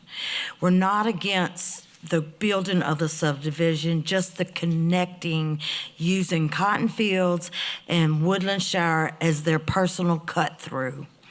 Cameras were put up to see the traffic. However, it was done when schools were out and only evaluated that I saw the cameras up for 2 days. There were only just 3 houses down from where they were put up. There's no benefit for the connection whatsoever. If so, what is it? We will have more traffic, which will only endanger the people living in Cotton Fields and Woodland Shire, not to mention the added traffic, as everyone will use it as a cut-through to avoid the light at Causey and Highway 44. How about the Planning Commission get with the Parish Drainage Department and y'all work together to solve the parish drainage problems before allowing any more growth in this parish? I have lived in Woodland Shire for 40 years, and this is my home. Me and my husband are cancer patients. We're not able to sell and relocate now. This is our forever home. Promises were broken 35 years ago to the people who reside in Woodland Shire when Cotton Fields was connected to our subdivision. And we were told they would have their own exit in and out of their subdivision, which never happened. The same thing is going to happen with this. Will homeowners have to take legal action against the parish to be heard? This should not be what it takes. You, the Planning Commission, can make the decision for this proposal for Fields subdivision.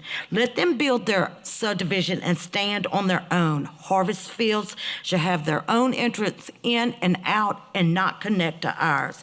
They should have their own rules, their own roads, and their own sidewalks, their own development, the way they want to develop it without piggybacking on us. Please say no to Harvest Fields, intruding into Cotton Fields and Woodland Shire. Leave our homes and neighborhood alone. Thank you. Donald Worry.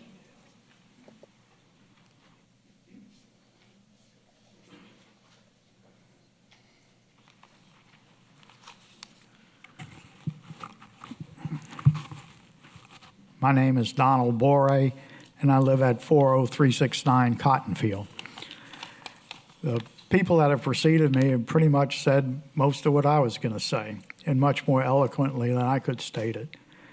I am concerned about the rainwater runoff if the adjoining subdivision raises the level of the land 17 inches, is what I had heard at the last meeting we had. Rainwater runoff that doesn't go into the retention ponds or in that drainage system will likely flood the lots of cotton field that adjoin this property. I'm also concerned about the subsequent maintenance of the retention ponds. As was brought up last time, there was a question raised as to whether the homeowner fees of harvest fields could ever be raised high enough to keep the maintenance of those ponds up. I'd echo about the traffic and the invalidity, in my view, of the traffic study that was done when 929 was closed, the schools were closed, and now we say, oh, but the traffic is okay. There was a question last time about the housing density, and I recall that the engineer said, well, it was the way he had always done it, and the commission pointed out that he had always done it incorrectly.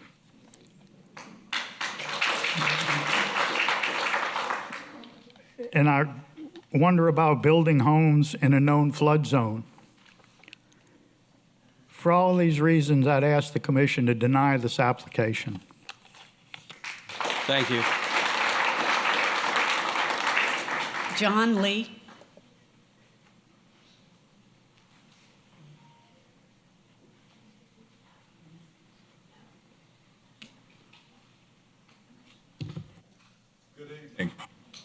My name's John Lee. My wife and I live at 40349 Cottonfield. I'm going to try not to give y'all an English lesson, but I believe we should look at the word shall. Shall be denied. What does that mean? Okay, if I can get my phone to open. Shall, a legal document, means someone has a duty to do something. When a statute says a government agency shall do something, publish whatever shall be done, it's not a suggestion. The United States Supreme Court has called shall a word that normally creates an obligation impervious to judicial discretion. That said, courts don't always enforce it. We'll see. We're going to look at shall tonight. So with that, let's go into your master plan and the code. So the four of you that's going to be voting for this, up, down, sideways, whatever it is, let's look at the Ascension Parish master plan. Does the parish board have the best interest of Ascension Parish at heart? With all that we've heard tonight about infrastructure, schools, and the roads, okay? There's going to be people killed on Highway 44 coming out of that subdivision, y'all, because it's not a good road. It's people doing 55 out there all the time, and there's going to be people with blood on their hands from this meeting. This meeting is about an overbuild of infrastructure and a floodplain. That floodplain has stood for the last 30 years.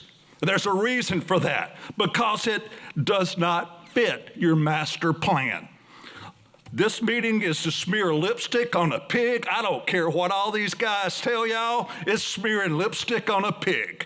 And this is still a pig. I don't want sidewalks. I don't want anything from this developer. I want this parish to live up to its responsibility to the Ascension Parish citizens and deny this as per code and per the master plan.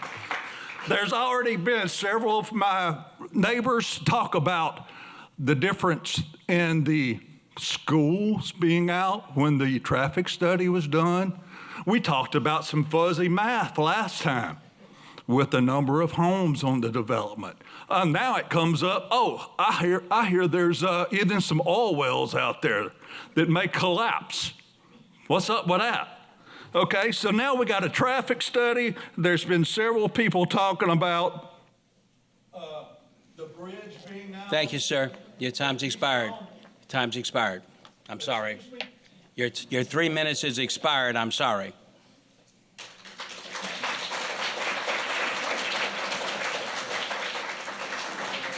Jeffrey Nolan.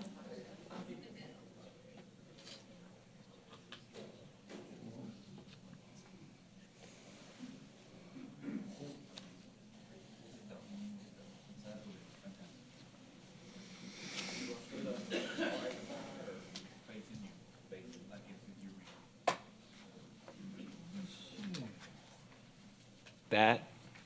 Okay. Hold on, just a second.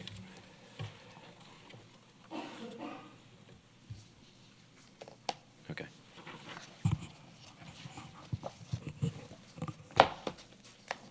Good evening. I'm Jeff Nolan, 40193 Cottonfield Avenue. I'm a retired environmental scientist with 29 years of environmental experience. Page 1 of your handouts that I've given you is a DNR record confirming a plugged and abandoned oil well within the Harvest Fields footprint. In 1980, excavations were made for unlined pits to support these wells by holding waste generated during the drilling process. Such pits could hold drilling fluids, cuttings, as well as a variety of possible contaminants. However, during these times, pit closures involved legal on-site burial rather than removal. Multi-year aerial imagery shows a consistent 1.2 acre rectangular anomaly south and down gradient of the well. Its size, shape, location match that of a reserve pit. After 46 years, its regulatory status and existence remain unknown.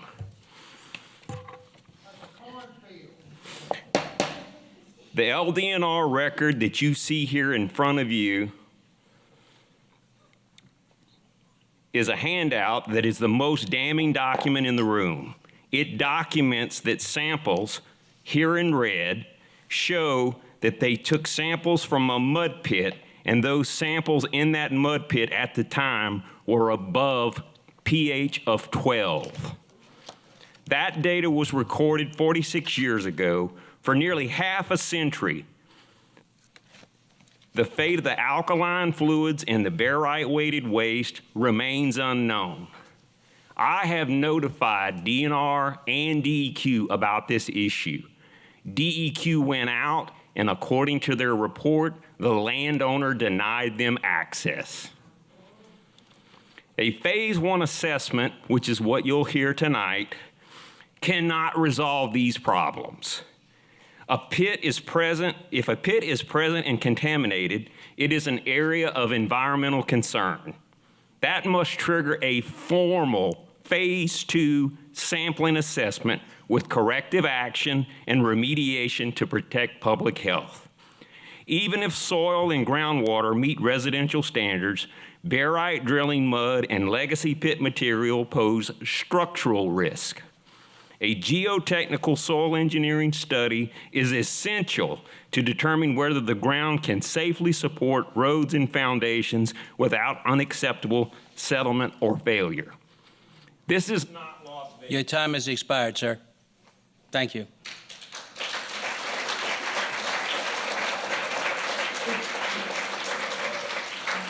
Cheryl Nolan.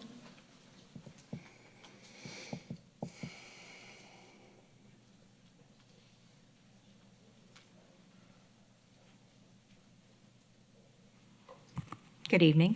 I'm Cheryl Nolan. I too live at 40193 Cottonfield. I too am a retired environmental scientist with over 30 years of experience at the department, including several years as assistant secretary. Most of us, I think, can understand that buying a home is the single biggest investment of your life. If you have a situation such as my husband talked about, where there is a potential for a unlined or contaminated area underneath you, wouldn't you want to know? Wouldn't you want to know that? Wouldn't you want your loved ones to know that? Is it annotated on the deed that there's a plugged and abandoned well here? Did you guys know about this before tonight? So I think that, let me step back. I didn't attend the last meeting because I was recovering from surgery. Before I had surgery, I had to have a health clearance, right? To assure the surgeon that there was no additional risk should he take that surgery. Similarly, don't you think you would want a clean bill of health here before you approve this site? Wouldn't you want to know, is that pit still there? If so, what's the nature of it? Are there constituents of concern there? Is there contamination both on-site and off-site? So I urge you to consider that prior to moving forward with this decision. The only way you're going to know that, unless you find some record that we were not able to obtain, that this was removed, to require that the applicant do sampling to determine what is actually there. I understand the decision you have before you. It is a big one and a difficult one. I pray that you make a considered, informed decision. Thank you for your service. Thank you.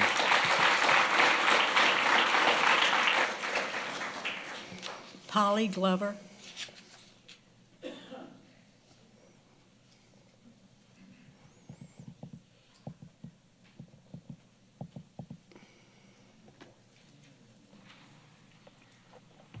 Hey, good evening, Commission members. Polly Glover, 38384 Welsh Drive, Prairieville.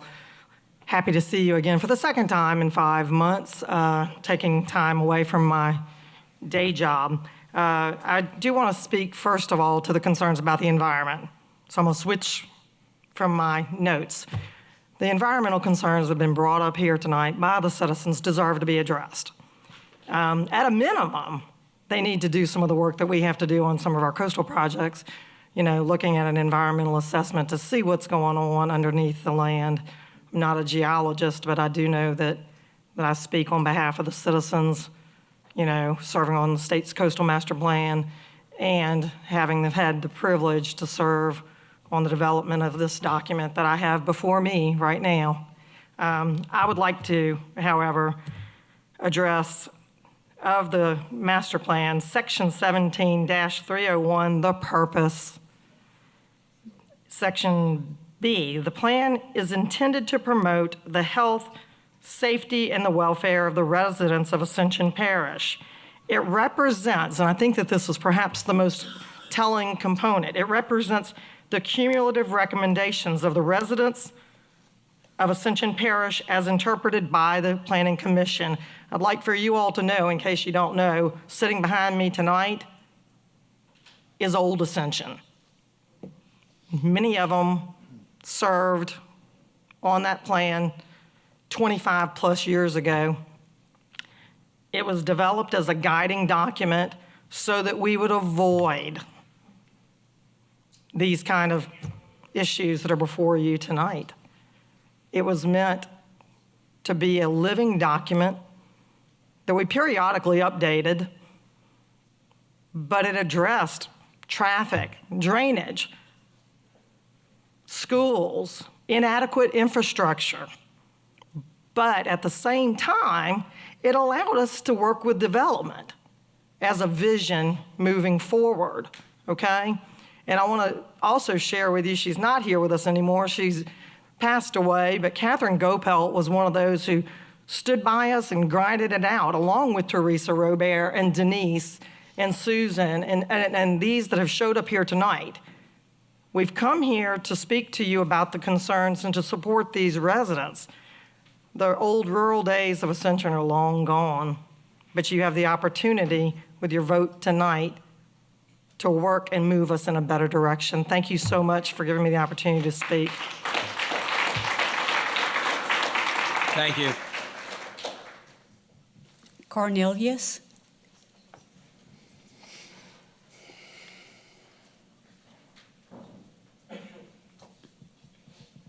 I can't say the last name. Is there a Cornelius? Next speaker. Susan Buckley.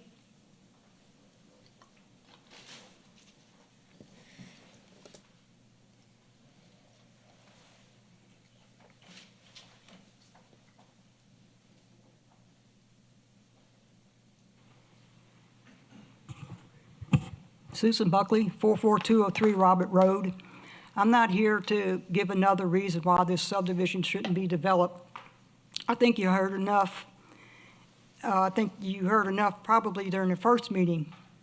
And if 1,000 more complaints came about the meeting, I don't think it would make a difference. Because unfortunately, it seems that money rules. And I think that's what it comes down to. And I'll tell you something else about money. It also makes people deaf and blind, good people. They can't hear the complaints that these people are making. and they can't see the tears and the grief that these people will suffer, not the land developers and not the people making the vote on this thing. And that is all I have to say. Thank you. Thank you.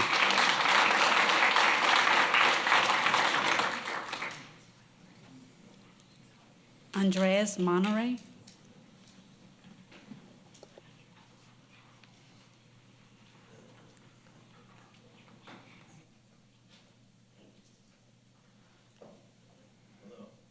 Doing today? Good.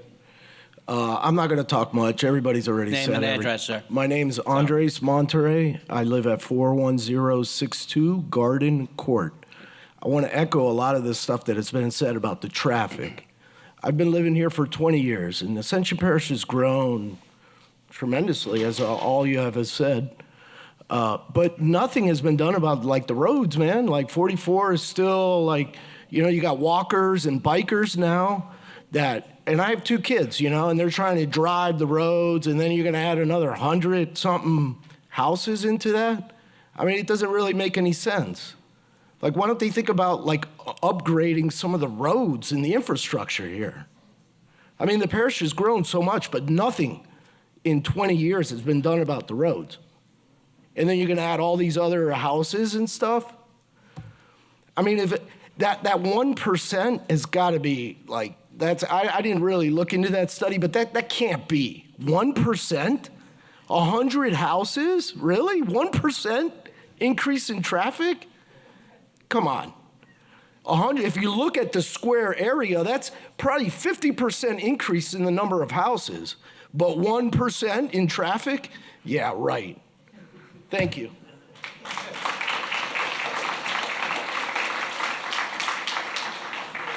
Walter Beach.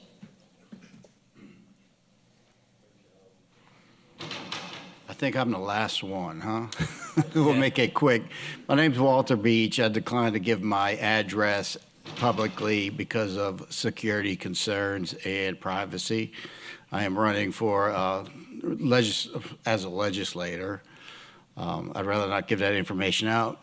Last time I was here, I'm a paramedic for 37 years. I asked about the first responders, and at this time, you don't even want to hear what's going on because you're the planning commission, okay? Where does the EMTs, the firemen, and police fit in this? I can tell you right now, you have no idea how many ambulances you have in this parish, how many ambulances you need, or if there's even a paramedic on the ambulances that you have. That's planning, okay? I thank y'all for letting me come up here and speak, and I appreciate y'all's hard work. Everyone behind me, I respect them, and we need to really listen because, you know, planning is a lot more than just you guys can handle. So thank you very much.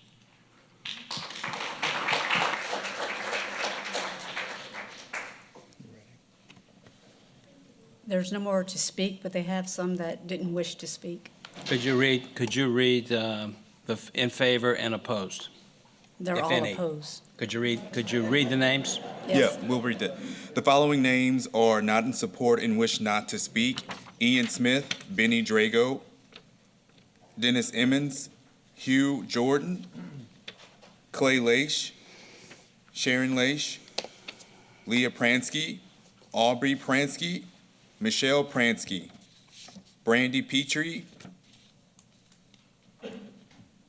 Jeff Lambert, Cody Knockin, Luke Steers, Keith Abrams, Lisa Abrams, Beth Wilson, Pedro, Chris Odom, Christina Odom, Robert Demerell, Billy Demerell, Skylar Demerell, Nicholas Connolly, Stephanie Connolly, Cynthia Savoy, Jim Hathcott, Grace Hathcott, Delane Hathcott, Jasper Taylor, Bill Jones, hey Coach Jones, Trish Jones, Henry Guidry, Adam Guidry, Brad Rivet, Daryl Bourgeois Jr., Steve Guillot, Yvette Frozy, Sonia Guidry, Julie Rivet, Franny Guillot, Laurie LaGrange, Sebastian, Billiot, got it. Peyton McGavern, Dylan Boudreau, Pamela Westreber, Peggy Watts, Wanda Ward, Louise Harrell, James Harrell, Mary Ashford, Jody, Lindsay Falcon, Bert Rentz, Margaret Boncarey, Natalie Bagwell, Sheila Anderson, Daryl Fontenot, Ricky Lambert, Phil McLaurin, Patricia Borey, Jasper Cole Jr., Renee Cole, Melissa Cassard, Melissa Lee, Larry Bro Jr.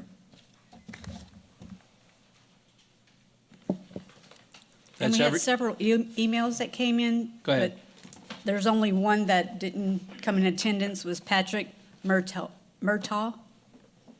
That's it. So we did receive some emails, and those emails, everyone that we received, I believe, was forwarded to the planning department for the Yes. record. So, public hearing is closed. Okay, so commissioners, the next steps are for the applicant to come back up and say whatever he has to say. You'll have about 10 minutes to do that if you wish. At this point, I'm gonna refrain from commission back and forth. We would just want the applicant to go ahead and state what he has to state. We'll get our staff recommendation, and then we'll open commission discussion. And at that time, we'll have discourse with the applicant if we desire. So the floor is yours. Thank you, Chairman Nassar. A lot of comments, and I'm not going to be able to touch on every single one of them, but the amount of documentation that's been presented to the commission by the planning staff, and that entire process in terms of the different areas of inquiry that go into the evaluation, they're extensive. The UDC requires that this proposed development be evaluated on a lot of different levels. There are a lot of different studies. Those studies have been performed here. I think it's pretty well known that those studies haven't always been required at this particular stage. At some point, that was changed, and here the studies have been performed: drainage impact study, traffic impact study, and many, many other levels of evaluation. Those studies, and in particular the traffic study is the one that I want to focus on, that was done by the parish's representative, the parish's agent. We didn't have anything to do with that study. That was an independent study. Okay? Let's, again, I'm asking to please have respect. We need to hear the applicant's testimony just like we all had to hear yours. So please, let's maintain some silence and listen. Hopefully you can hear him this time. Neither the applicant nor the developer nor the landowner or anybody else affiliated with them had any sort of role in preparing that particular traffic impact study. So it begs the question of, well, how did we get the traffic impact study and why is it defective? Well, who's saying it's defective? There's not a single person here that spoke tonight that's a traffic engineer. Not one. I sat in the front row and I took detailed notes and I listened very carefully. The only traffic engineer who has spoken on the issue is the parish's representative. So if there are any questions that the members of the commission have about the way the traffic impact study was performed, the results, the interpretation of it, that's the staff's interpretation. That's not our role. And that interpretation passes muster. It satisfies the requirements of the UDC. The staff looks at these all the time. That's their role, is to tee it up, to frame it up for the commission. And all of the requirements articulated in the UDC have been satisfied. And there may be some people that want to take issue with one particular point or another, maybe 3 or 4 or 5. But in terms of individuals who have the credentials necessary to evaluate the facts presented, The only people with the credentials, the engineering degrees, and the ones that have the know-how in terms of how the process articulated by this parish's UDC work and relate to this proposed development have said it meets all the criteria. Meets all the criteria. Now, there was one comment in particular that one gentleman made, and the comment was that your job is to control land use decisions in the parish. And I don't believe that that's at all accurate. The comment was that the board controls land use decisions. I made a note, put a star by it, and put it out to the side. The commission is supposed to apply the UDC and to evaluate the project and to rely upon the facts presented and to rely upon the qualified opinions, qualified, and I emphasize qualified, meaning the people who have the engineering degrees that understand the nuances of traffic impact studies.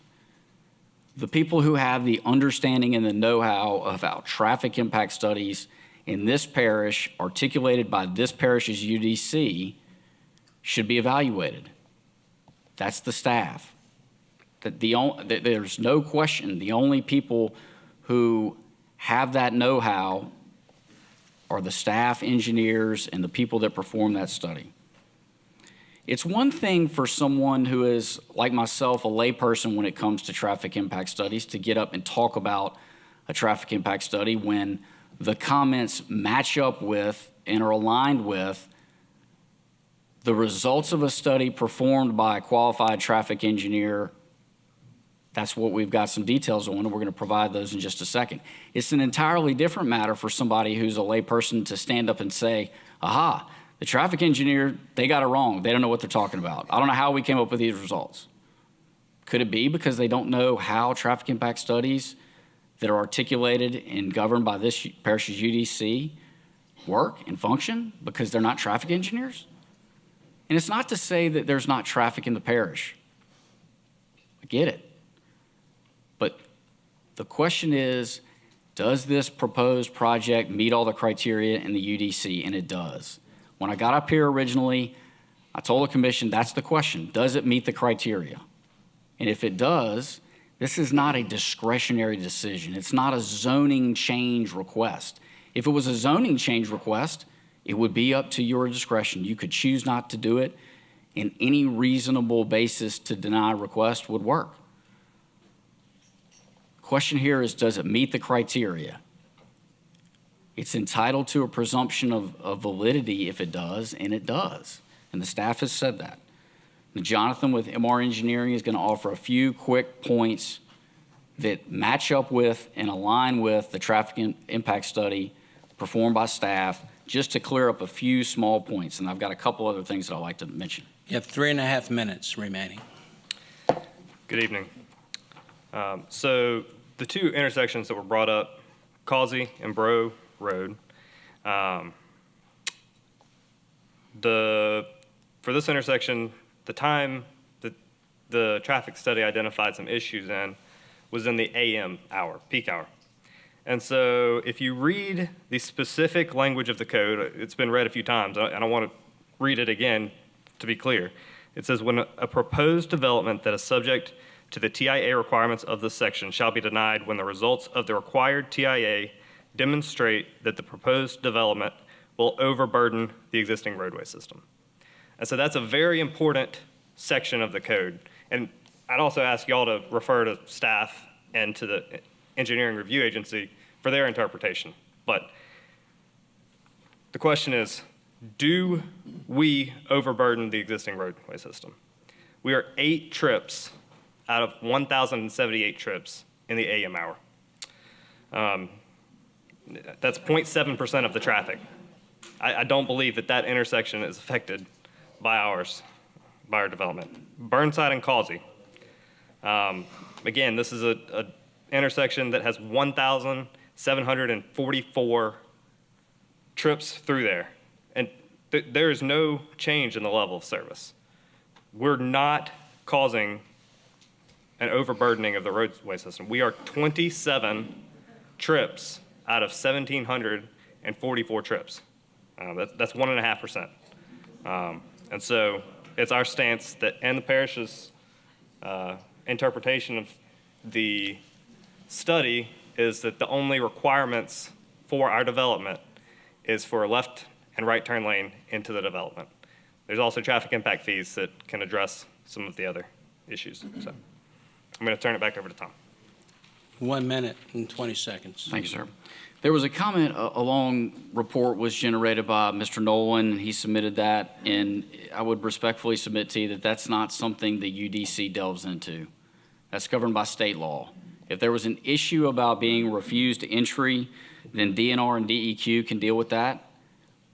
Again, we meet the criteria. We provided the phase 1, and it satisfies everything that we need to satisfy on that front. The improvements noted in the traffic impact study that are already scheduled to be performed are very important to that traffic impact study. Nobody took those into consideration when making the public comments in opposition. The traffic engineers did. Overall, it could have been 1,000 people that got up here and spoke. She could have read 1,000 names. The question is not whether the people behind me think that it is a good project or not. It's not whether they want it or not. The landowner's rights have to be taken into consideration, and the UDC has to be applied, and we meet the criteria, and we ask to be approved. Okay, thank you. Before we get into any discussion, I'm going to ask Mr. Poche for a staff report.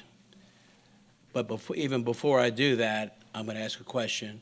Ms. McDaniel, you were the traffic engineer. I want to ask you, are you registered only in Louisiana or in multiple states? Are you how many years of experience do you have in traffic engineering?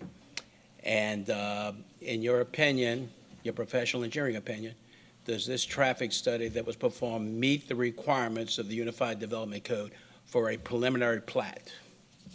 Yes, sir. My name's Kimberly McDaniel. I am with Intelligent Transportation Systems. We have a contractual agreement with Ascension Parish to perform this study. I am a licensed civil engineer. I have been practicing in the state of Louisiana for over 23 years now. I'm also licensed in the state of Texas, was previously licensed in Michigan when I lived there. Also certified as a professional traffic operations engineer and a professional transportation planner, both of which are national certifications that I can practice in any state in which I'm licensed as a professional engineer. It is my professional opinion that all of the requirements of a traffic study for this type of development in this particular situation for Ascension Parish were met. They were also all done in accordance with standard engineering practice as set forth by not only Ascension Parish, but also Louisiana Department of Transportation Development and the United States Department of Transportation through the Federal Highway Administration and in accordance with ITE methodologies. And your firm was selected by the parish, along with 3 or 4 other firms, to do traffic based on a qualification-based selection process, correct? Correct. Several years ago, we entered into a contract, a retainer contract with Ascension Parish. We were selected based on submitted qualifications along with 3 other firms that have a similar contract. Our assignment to this particular study was simply in a rotation process. I had no introduction to the developers prior to any of this. Okay, thank you. Mr. Sherrill, I'm going to ask you similar questions about your licensure and your expertise and years of practice. All right, I would say licensed civil engineer, Louisiana, Texas. Been here doing ER work since 2005. There was a gap, did not do the Conway project that someone was asking about. So over 21 years licensed engineers, specifically in codes, ordinances, drainage reviews, traffic reviews, development reviews. Do this for Ascension Parish, City of Central, Calcasieu Parish, multiple parishes, codes, and ordinances. So I also live here in Ascension Parish. So this is something I can hear from both sides on here, care about from both sides of it. So if there's anything else you... No, that's answer fine. your I just wanted to establish professional qualifications. Okay, Mr. Poche, from staff. You want me to give my qualifications, or you want me to give a staff report? I just want to hear your staff report. Someone else vetted your qualifications, gave you the job. The elements of this, based on my review of the plat itself, looking at the density, the lot counts, the connectivity, all things related to the particular mapping and requirements of the preliminary plat have been met. All traffic questions will be addressed by Ms. Kimberly, and drainage questions will be addressed by Mr. Giroux. Based on my review, discussions with my other staff and the ERA and traffic consultant, I'm confident that this meets the code. Okay, thank you. Okay, so commissioners, I'm going to open the floor to conversation. Just press your button. Please wait to be recognized, so we just don't have a bunch of people talking at the same time. And Mr. Applicant, Mr. Easterly, we may have some back and forth with you, so if you come to the podium, please. Okay, let's see. Who wants to speak? Mr. Villa. Thank you. Scoot up here. All right, I just got some remarks to make before I get into the applicant, and it's observation of the people here, the people that spoke, and I've been up here, going on 5 years now. I think our parish, as a whole, we need to step back and think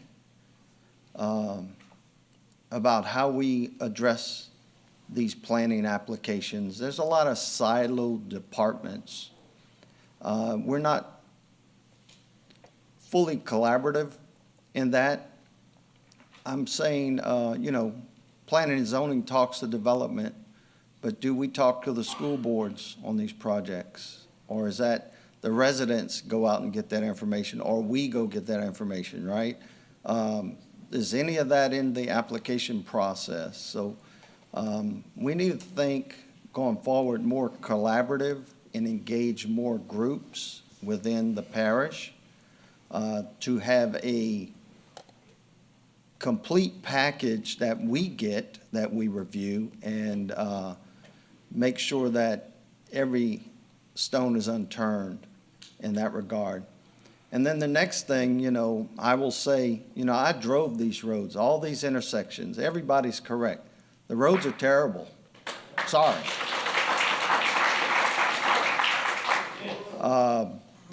Failing grade or not, they're just not right. And I say that because I think as a parish, elected officials and all, we should be looking at how do we fund infrastructure going forward. We're not a rural community anymore. We're growing, like everybody said. We attract global corporations to come here, okay? But we're not changing our funding methods on how we fund infrastructure. That really needs to be looked at. So we can get better roads for these people, all of us. It's a shame that we have to have people come and fight for those things that if we better focus on how we fund this, we get better infrastructure and roads. So just wanted to kind of point that out. As a parish, we really need to look at that. Now, can I talk about the application now? That's what I was hoping you would talk about. Yeah, thank you. So, traffic study. From what I read, the original application came in, the traffic count was taken September 3rd, 2025. And then this second study they did, the report says March, April of 2026. My question is, how many days, how many hours was the study done? So the actual counts that we used in the supplemental, the additional counts that we did were taken on March 25th of 2026. I know there were some comments that cameras were placed on March 23rd, and that fact is true. The cameras are put in place, but there is a calibration period before we use them to actually record the traffic data. The dates of the data that we used were on March 25th, 2026. That was a day that the schools in Ascension Parish were in school. That's something we always check before we collect traffic data. It's pertinent to having good data, and I agree with everyone who made that comment. So I wanted to make that point of clarification, that the data was used from March 25th of this year. We collected during the AM and PM peak hours that had been previously established through the use of 7-day, 24-hour counts. So we look at 7 days and 24 hours worth of traffic, and we determined the highest 2 hours, or sometimes 3, but in this case we had 2 that were significantly higher than others, presenting a worst case 1 hour scenario in the morning and a worst case 1 hour scenario in the evening. That's standard practice, and those were the hours that were counted for the additional data. Okay, and then one more question. The term volume balancing to derive at the numbers, can you give a little insight to that? Absolutely. So when we put all of the data from so counts were taken in 2025, additional counts were taken in 2026. When you don't you don't collect all of the data on the exact same day, you sometimes enter into a situation where you have a drop or an add of additional traffic, or a difference in traffic between 2 points in the network. We noticed that occurring on Causey Road between the 2 intersections of Bro and 44 Burnside. And so because there was a difference in those volumes, we perform what's called volume balancing, so that we can carry through volumes that will make the network balance, so that we don't just have 100 cars disappear between 2 points.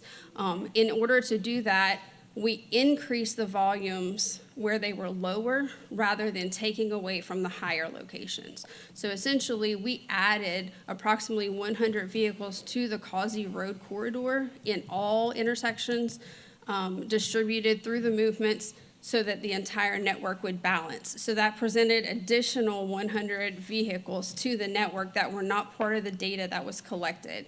So essentially, we used some higher volumes than what was collected in order to balance the network across that corridor. Is that all, Mark? Yes, sir. I'd like to clarify one thing, and commissioners, so you're all going to have a chance. Just press your button when you want to speak. While I want to make sure that people understand that while this commission does consider roadway infrastructure, traffic, drainage, we are not the authority or the power that improves or develops the infrastructure. That falls on a different body. When you say y'all fix the roads first, that's not something we can do. We don't have the power to do that. But we do have to consider it, right?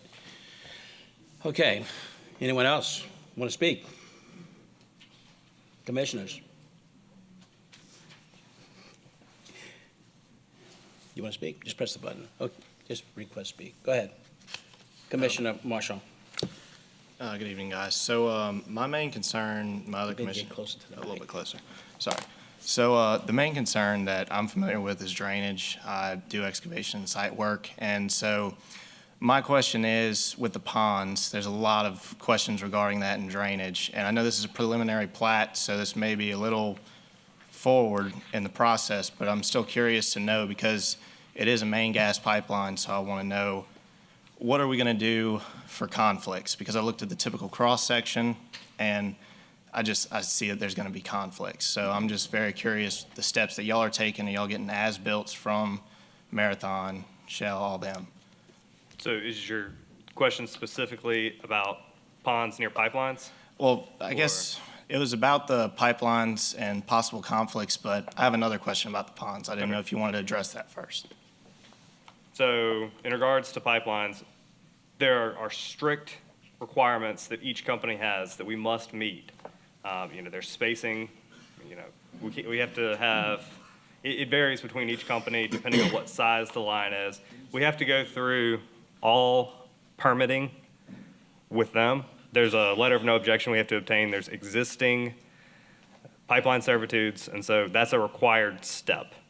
We are not going in and just cutting a bunch of dirt out. If we're adding fill, we have to do it in accordance with all engineered standards.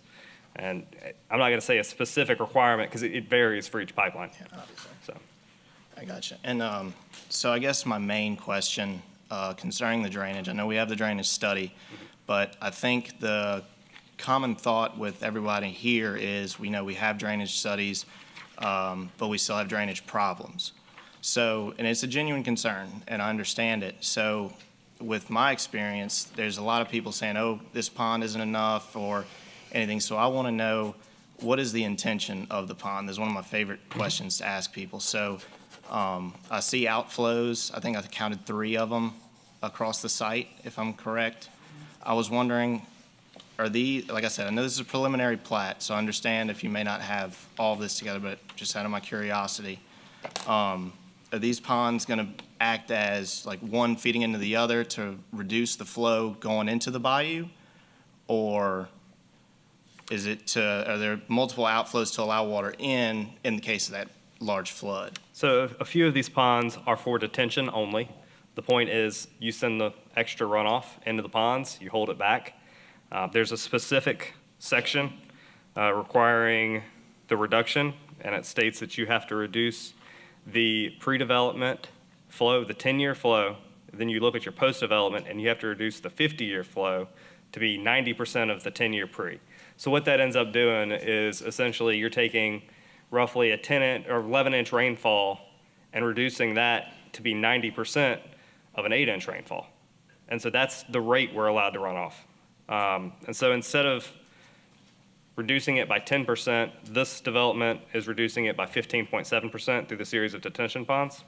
We also have some ponds that are strictly for mitigation. And so that is to create flood zone storage within the flood zone. And so we've gone through the whole off-site drainage analysis process. I can say that this development complies with Section 17, 40, 44, all the drainage requirements of that. 17, 40, 45, drainage design criteria. Section 17, 506.1, development in the floodplain. So there's specific ordinances regarding all this. Section 17, 508, stormwater detention design requirements. And the Section 17, 507C, placement of fill ordinance. And so we're not allowed to place we're not allowed to fill in the flood zone at all. So we have to create flood storage. And so that's the purpose of several of these ponds. Gotcha. So it is true that there is going to be some acceptance from the floodwaters from the bayou, like that is planned and engineered. Okay. Yes, and so there's a 2D HECRAS model that we've used. It's been vetted by the ERA. They're the ones who developed it, and we take the model, we design something, they have to confirm that we're causing zero rise upstream or downstream of the site. And so there's a lot of extensive engineering that has gone into that, and we're showing a 0.0 rise as required. Okay, and the last concern I had, a lot of people were mentioning erosion. Are these going to be dry or wet detention ponds? These are going to be wet, and the purpose for being a wet retention pond, so anything that is below the pond's water surface, we don't count that as flood storage because it has water there already. Yeah. And so we have 6 feet, at a minimum of 6 feet of depth there. And so siltation could occur up to 6 feet of depth of the pond. It would look terrible. I'm not saying we want that to happen, and that's not going to happen on these. That was my concern. If the pond silts in, it does not cause any loss in floodplain storage. Gotcha. So every single one of these ponds on the preliminary plat are going to be wet ponds with 6 foot of water depth? Minimum of 6 foot, some will be Minimum, deeper. okay. Correct. Because that's a huge concern for me. I'm all for wet ponds, for the maintenance, just everything. So that's good to know. Hey, Mr. Poche, I want to ask you, I think it's something we all know the answer to already, but I want to ask the question. The current Ascension Parish Code requires connectivity through the adjacent subdivision, is that correct? Yes, So that's already the law. correct. Okay, thank you. Also, from the standpoint of Cottonfield, the roadway, Cottonfield roadway, we asked this, I believe, at the last public hearing when we considered this. There has been a comment about bringing that road up to standard. And as I recall from previous public hearing and conversation, that roadway does meet the current Ascension Parish standard. Yes, according to the section and information from DPW. I'm sorry, but I'm getting the information from the parish that relates to that roadway, and we have to have all that documented in the record for our decision. You may not like the answer, and I cannot verify that what Mr. Poche is saying is, what I would say, but it is what it is. Okay, anyone else?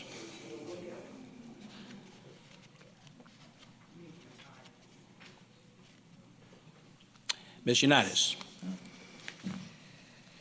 Okay, the Nolans brought up the environmental potential risk.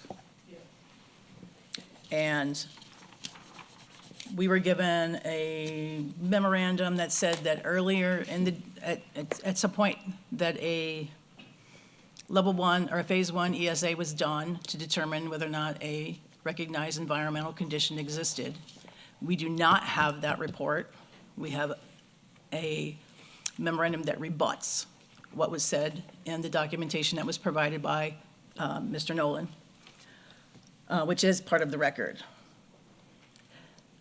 I know that, and you're going to say this falls under DEQ, but the commission, as was stated by Ms. Glover, I believe it was, under our own code, our mandate is that our first responsibility is to the health, welfare, and safety of the public. That being said, there exists public record that there were toxins, things that are potentially risky to substructure from something that was done under different regulations and codes than we have to abide by now when we build new things. So I would, as I understand how the triggers are for the phase 1 and phase 2, we have a recognized environmental condition that would trigger a phase 2 sampling.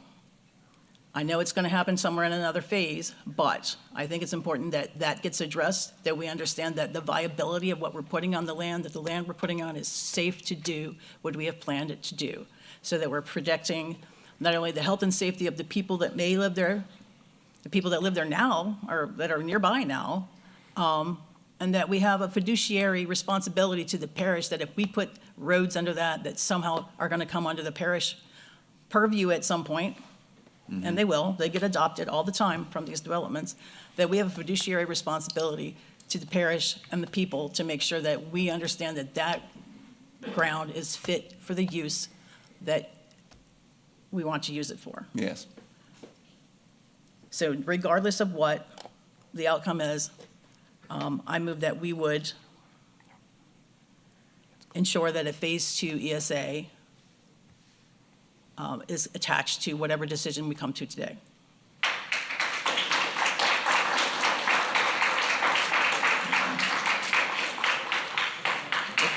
Well, no, the question is, are you making a motion now? Or are you stating that you're going to add that to whatever motion is made at the end of the discussion? It will be a consideration.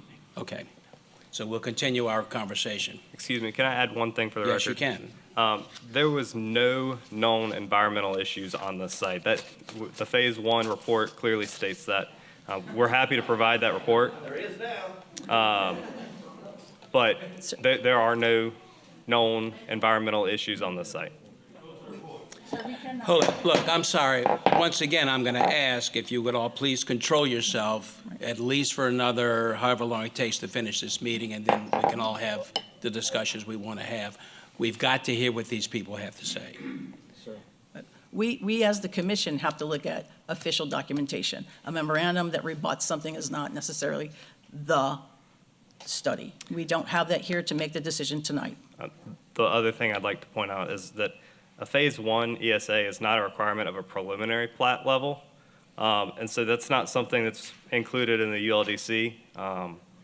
So we've done it for our own due diligence to ensure that the site was clean, but that's not something that we're supposed to be taking into consideration for a preliminary plat. Now, I will say that all state and federal laws will have to be followed on this. We're not denying that at all, but. Understood. I understand that, but it needs to be done at some point, so we all understand that that land is suitable for the use that it needs to be used for, so that everybody is protected.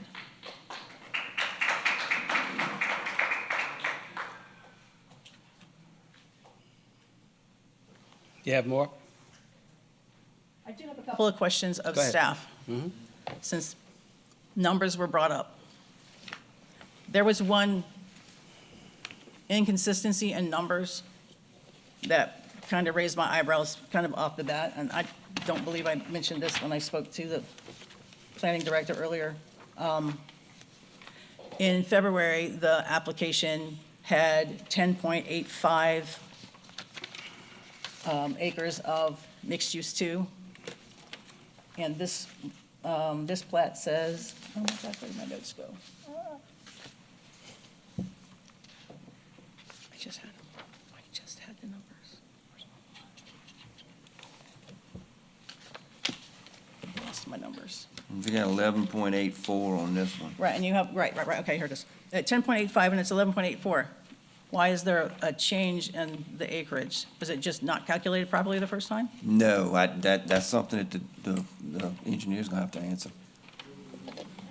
And likewise, the residential median went from 26.95 to 25.99. So where did the acres swap its designation? Give me 1 second as I gather the plat. Got a few papers up here. So, Ms. Unitas, to clarify, what you're saying is that in the plat we considered the last time around, there were certain numbers that are different Than this in this one. plat. In the zoning But they requirement. refer to the same parcel of land. Correct. But it's between the zones, an acre seems to have slipped between the zone classifications. I mean, we've clarified with Mr. Poche that we've clarified that the acreage on the plat is correct on what is shown. So this is a new submittal. The acreages shown on the chart are correct. Okay.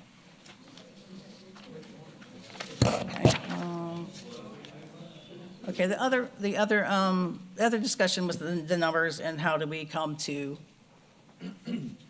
how many lots that we, how many homes we have on these, on the land, on the various things.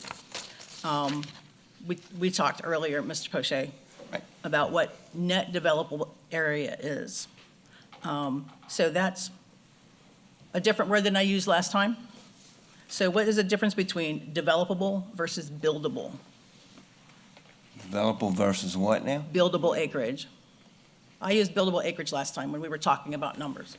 Developable and versus buildable is that ordinance, or the code says developable.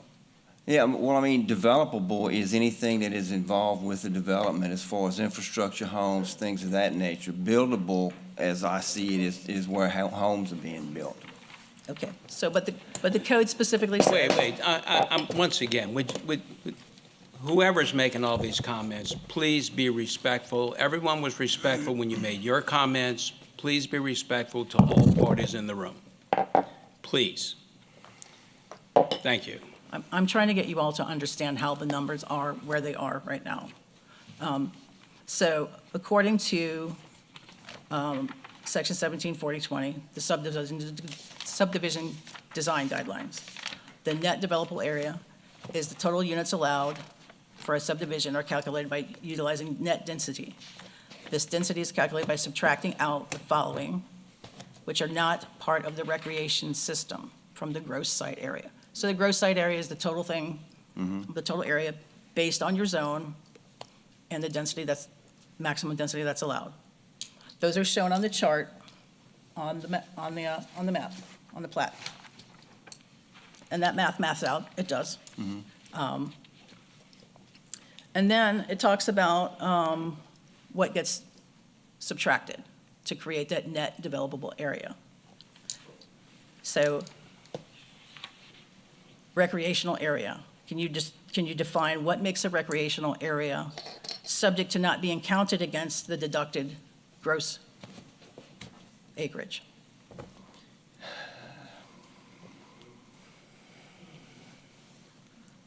Anything that's not within a developable lot as far as a right-of-way, and all of this is subject to being considered part of the recreation area. I mean, the recreation area is, if I remember correctly,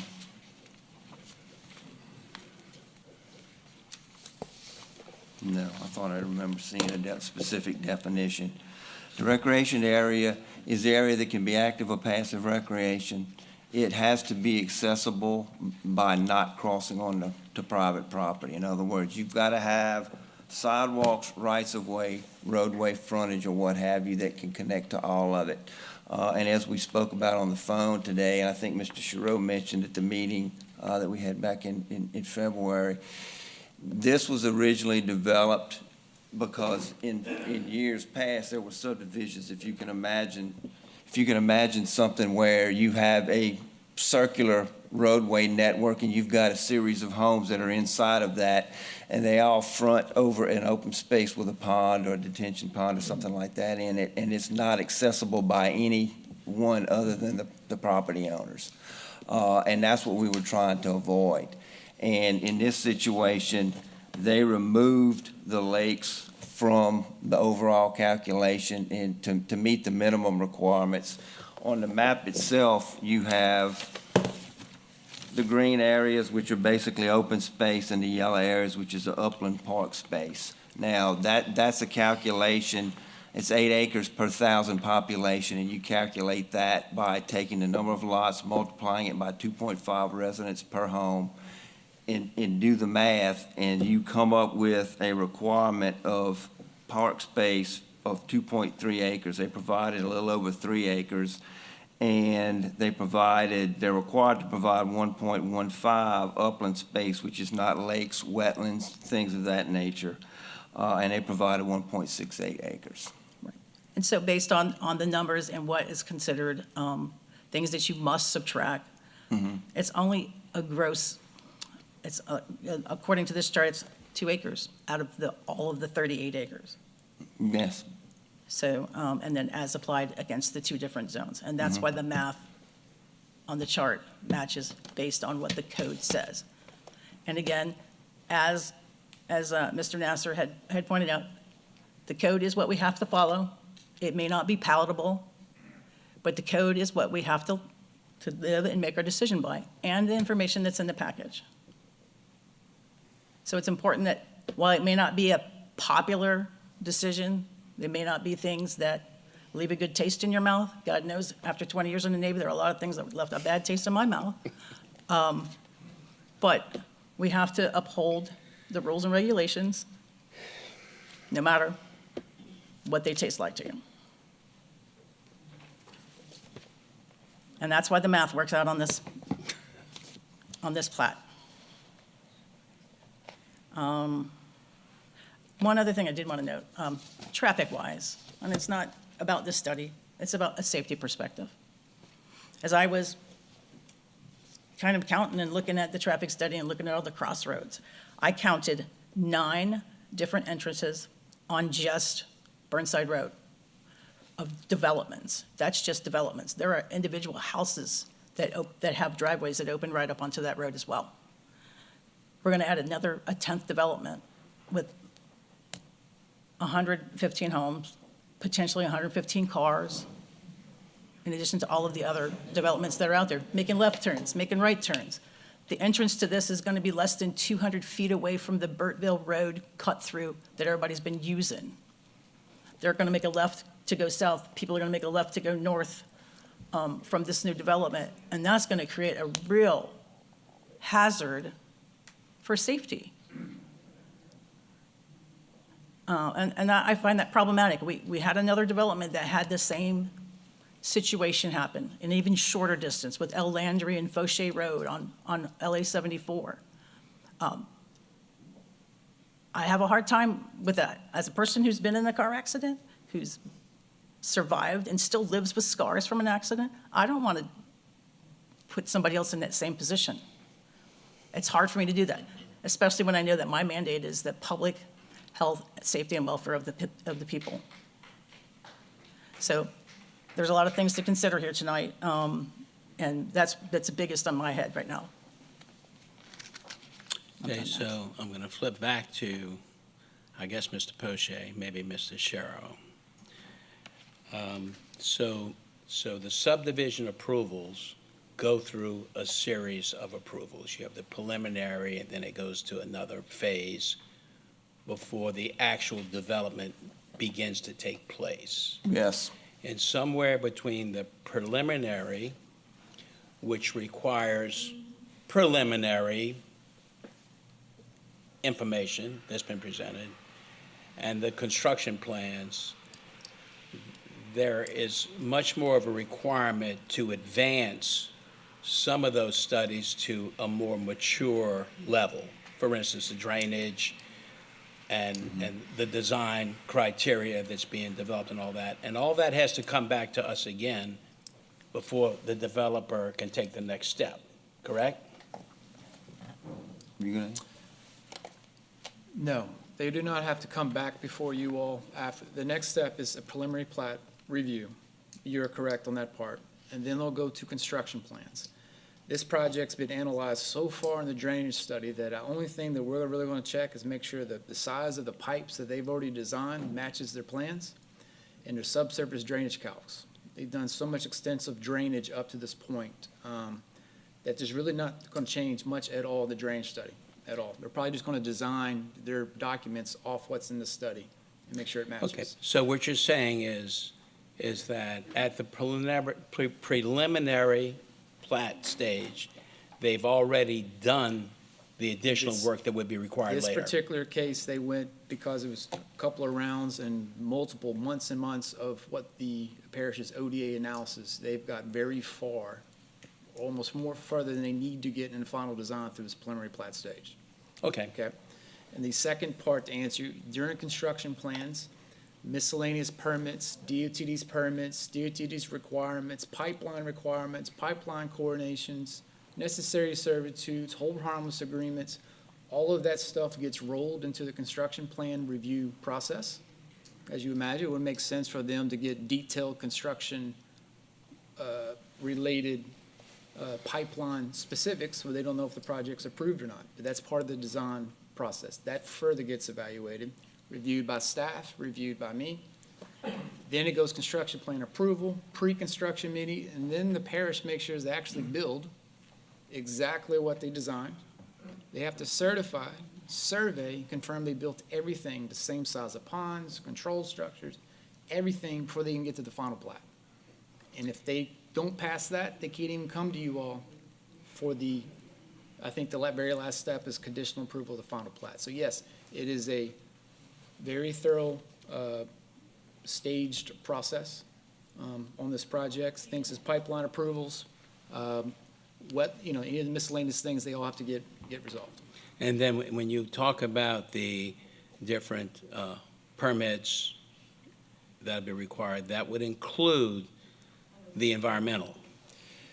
The ordinance itself states that every applicant has to get, basically it says every applicable possible code, just because it's not in the UDC, you have to go get the code. You imagine someone saying, well, Ascension Parish Code says I have to do anything about a possible wetlands. It clearly states they have to follow all of the codes that are in violation. So For this particular project, knowing that the things we've got communicated, we had required them to submit a required, certified, by the certified person, a Phase 1 ESA. The Phase 1 ESA says it is clear. There's no requirement to move forward to a Phase 2 ESA. If it requires a Phase 2 ESA, then we require it as a part of the plan approval process, just like pipeline agreements, DOT agreements. I live in a subdivision. We required a lengthy report about how to backfill an existing pond, so we knew houses were going to be on it. That was required as part of our review of our project. So it was a great suggestion of Ms. Unitas that if that is a concern, you would say follow all applicable codes, just to be specific, regarding environmental assessments that are necessary to facilitate construction of a project. Okay, thank you. Commissioners? It's back at you.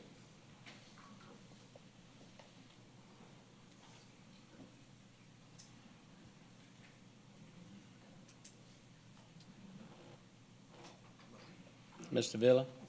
So going back to traffic, there's the study mentioned about a roundabout at one of the intersections, but it's not funded yet, and it's not in the plans of the parish right now?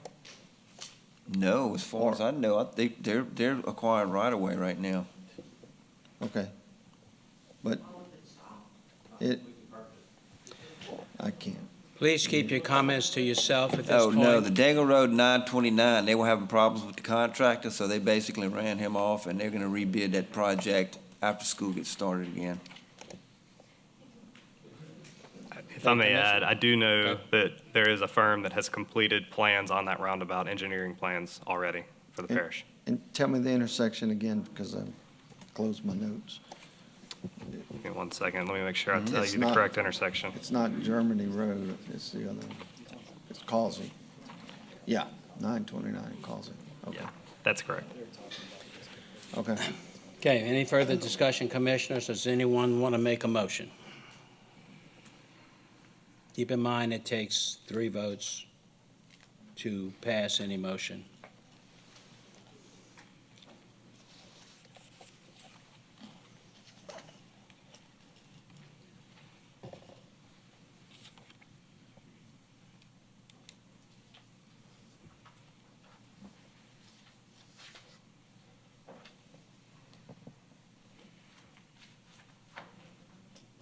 Mr. Villa? Well, you know, a lot of discussion was spoken tonight on a lot of different things. In my opinion, the one thing that hasn't changed is the road surrounding the project. I totally understand that we're dealing with a small subset of area, and it may fit that criteria. However, part of our responsibility is the safety and welfare of the parish, the people. Hold on, please. So, until we address our roads, okay, I'm not faulting a developer, I'm not faulting any engineer in their work. They do a great job. But you get outside the area we're talking about, and it's a problem. It's a problem. So,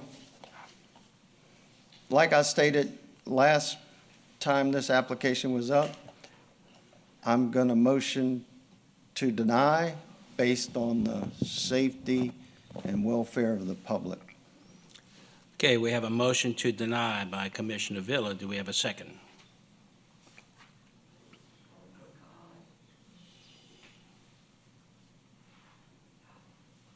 No second. Do we have a substitute motion?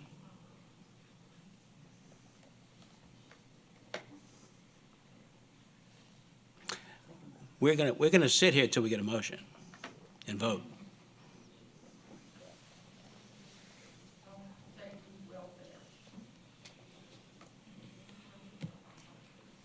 Did my motion fail?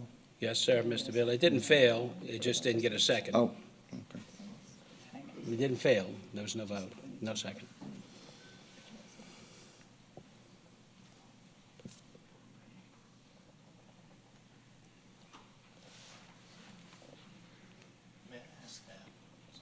Sure, just, look, whenever you want to speak, I know you're new on the commission. Whenever you want to speak, just press the button by your name and it lights Yes, up sir. for me. No, I just wanted to I didn't know since we moved to making a motion if I was Oh, that's even okay. allowed to. Go ahead. So I guess that's kind of working to a benefit of me being new here. I guess being new here and seeing how everything has transpired, and this kind of makes my brain a little bit fresh to this whole situation. And this is just what's been just running through my mind just now, is the discrepancy on the traffic study. Because I'm not all that familiar with it. I mean, I've read through it and I understand what I understand, but I have so many people coming up here saying that it's an F and it's below grade and it's not going to work. And then staff is saying that it does. So is there anything else that staff can provide that kind of further, further reinforces what the developer's saying and that it does pass the traffic study? Because it's also with the discrepancies of the road closures and all that.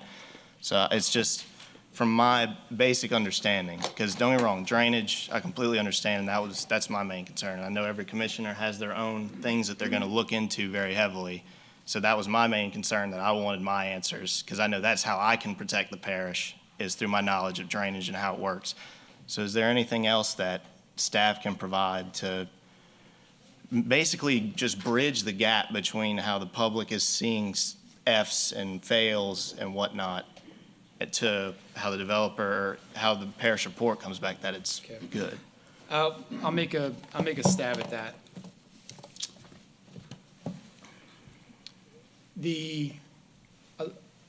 A lot of this is coming from, rightfully so.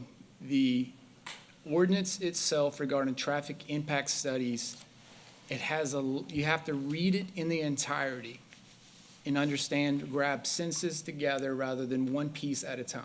I've heard, you shall deny the project when there's a low-level service. It says thou shalt when the development drops, overburdens it. The traffic study does not show where they overburden the network. And then the statement is that if they did overburden it, you can't go from a F, meaning an E to an F. If you drop the level service, then you have to fix it. But if you have to fix it, don't just take it back to an E. You've got to take it to a D. That's where the level service of D comes in. And there's a bunch of sentences. So the interpretation, the way this ordinance has been implied, because think about it this way. If it's been interpreted what everyone's been saying here, there should be no development. There will be a moratorium until every single intersection, even though the parish can't control it, is a D or better in the entire parish. That's obviously not the case. So you have to read all the parts and pieces. This project did not cause, well, I didn't come, it's the traffic engineer and the PTOE, just the same credentials that Kimberly has. Ms. Kimberly, two of them reviewed it, worked with her, developed a scope, and they agreed that this project did cause the overburden. So it sort of just stops right there. You have to read the other parts and pieces of it. That's a big part of the traffic. Now, the traffic between the dates. Traffic is like drainage. I'm not going to say it is not an exact science. It takes a trained professional. She's highly, way more qualified, specific in the art of traffic studies. We're counting cars on one day, in 2 days, and predicting how cars will act 2 or 3 years from now. It takes an art to that, and they have codes and requirements. So she grabbed, with the staff, agreed, I have a little bit from 2025, a little bit of 26. We factored in some roads being closed, some factors in some things. What is the best thing? And then if we have to make a judgment call in default, let's be conservative. They chose the worst case in all the combination scenarios. That's an acceptable approach. Because think about, if that's the case, no one can ever do counts until there's no construction on any projects. There's always engineering judgment going on.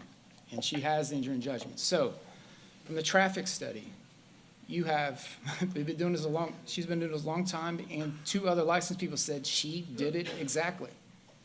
met the code, the requirement. This project did not overburden the network. So you just, after that, all the other stuff about shall deny, they didn't cause the overburden. You don't deny them because of that. That's what the traffic ordinance says with the traffic study. Now, they are obligated to offset their problem, what their challenge. They are. It's a very expensive right turn lane and left turn lane in front of their development. DOTD has to review and approve that relative to the side roads, the Burkeville road off to the side. They have to consider that as a part of the approval. If they can't get that, and you're requiring them to do an entrance, the whole thing just crumbles. But they've already met with DOTD, says, yes, that's an acceptable solution. Yes, that's all that you need to do to offset your impact. So I hope a little bit is interpretation of parts and pieces of a traffic study. And I'm going to say it in a way, there's way more people here, way more qualified in things in their specialties that I can't do and I don't question to do, such as you in your world of what you do. But the people, the professionals that have sent this and reviewed it, it meets the code. They are offsetting their impact by doing their other parts and pieces at the turn lane. Gotcha. And so the other question, I know it was mentioned in the February meeting, I watched it quite a few times, that there was a traffic impact fee that the developer has to pay. So are they doing the turning lanes and then also paying that traffic impact fee? So yes, so a good thing about the parish, they acknowledge that even if every developer fixed their own entrance and did their own thing, there are just miscellaneous cumulative impacts of all these, everyone building their stuff. And so they collect a pool of money. Every single house is required to pay a traffic impact fee across the parish. The parish pulls that money together and fixes little miscellaneous things, the cumulative impacts. Because everyone says, how does every study say no impact? No impact. Yeah, I'm stuck in traffic. I'm stuck in traffic. Well, that's the reason why. These studies address their specific need, and they collect a pool of money and try to get more money to fix all these random fixes when everyone says, why don't we fix this thing? I don't know who caused it, but it's worse. So we have a traffic impact fee. We also have a sewer impact fee, same type of situation. And I believe that as it relates to the traffic impact fee, I mean, it is significant. Ascension Parish is one of the few parishes that actually has that in the state, and I believe Ascension had to get specific authority to be able to implement that in the parish. Yes. And that money from the traffic impact fee has to be spent. Excuse me, I'm speaking. I didn't interrupt you, whoever said that. When you were speaking, I'm speaking. Please. I'm trying, it's just not nice. I don't even know what I was saying anymore, The traffic impact fee. The traffic impact fee has to be used to mitigate issues in that area near where that development was located that paid the traffic impact fee. So that's a little bit of information on the traffic impact fee. And y'all might be interested in knowing that too, by the way, if you could hear it. Yeah, that's correct. So the traffic, it's very specific. It is only for specific roads that the master transportation, transportation plan. It can only be for traffic. So it can't be a road overlay project, can be some miscellaneous things. So they isolate that fund just to handle all these miscellaneous cumulative impacts, such as projects have to take care of their drainage impact specific problems. Maybe you have to widen the ditch, maybe you don't have to widen the ditch, but we all pay into a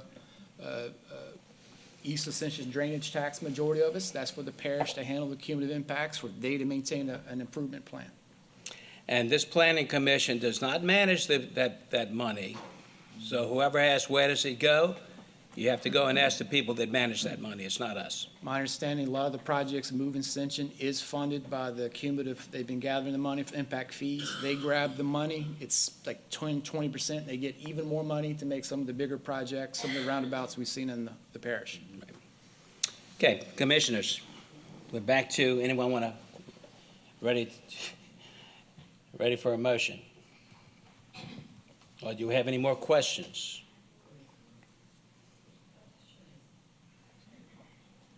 Ms. Unitas. Okay, we're coming back to the phase one ESA that you say that has been conducted, that we haven't seen. You said that they verified there was no contamination. How did they verify? Did they take samples? what was their determination that said, So it specifically states there's no visible hazards, or I do have a quote here. Let me pull it real quick so I can read it to you.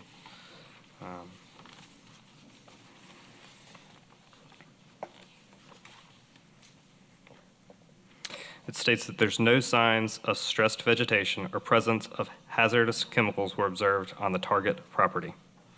It says there has been no evidence on a well on the property since the well was installed, which has been plugged and abandoned. Additionally, historical aerial photographs did not indicate any evidence of an oil well on the property.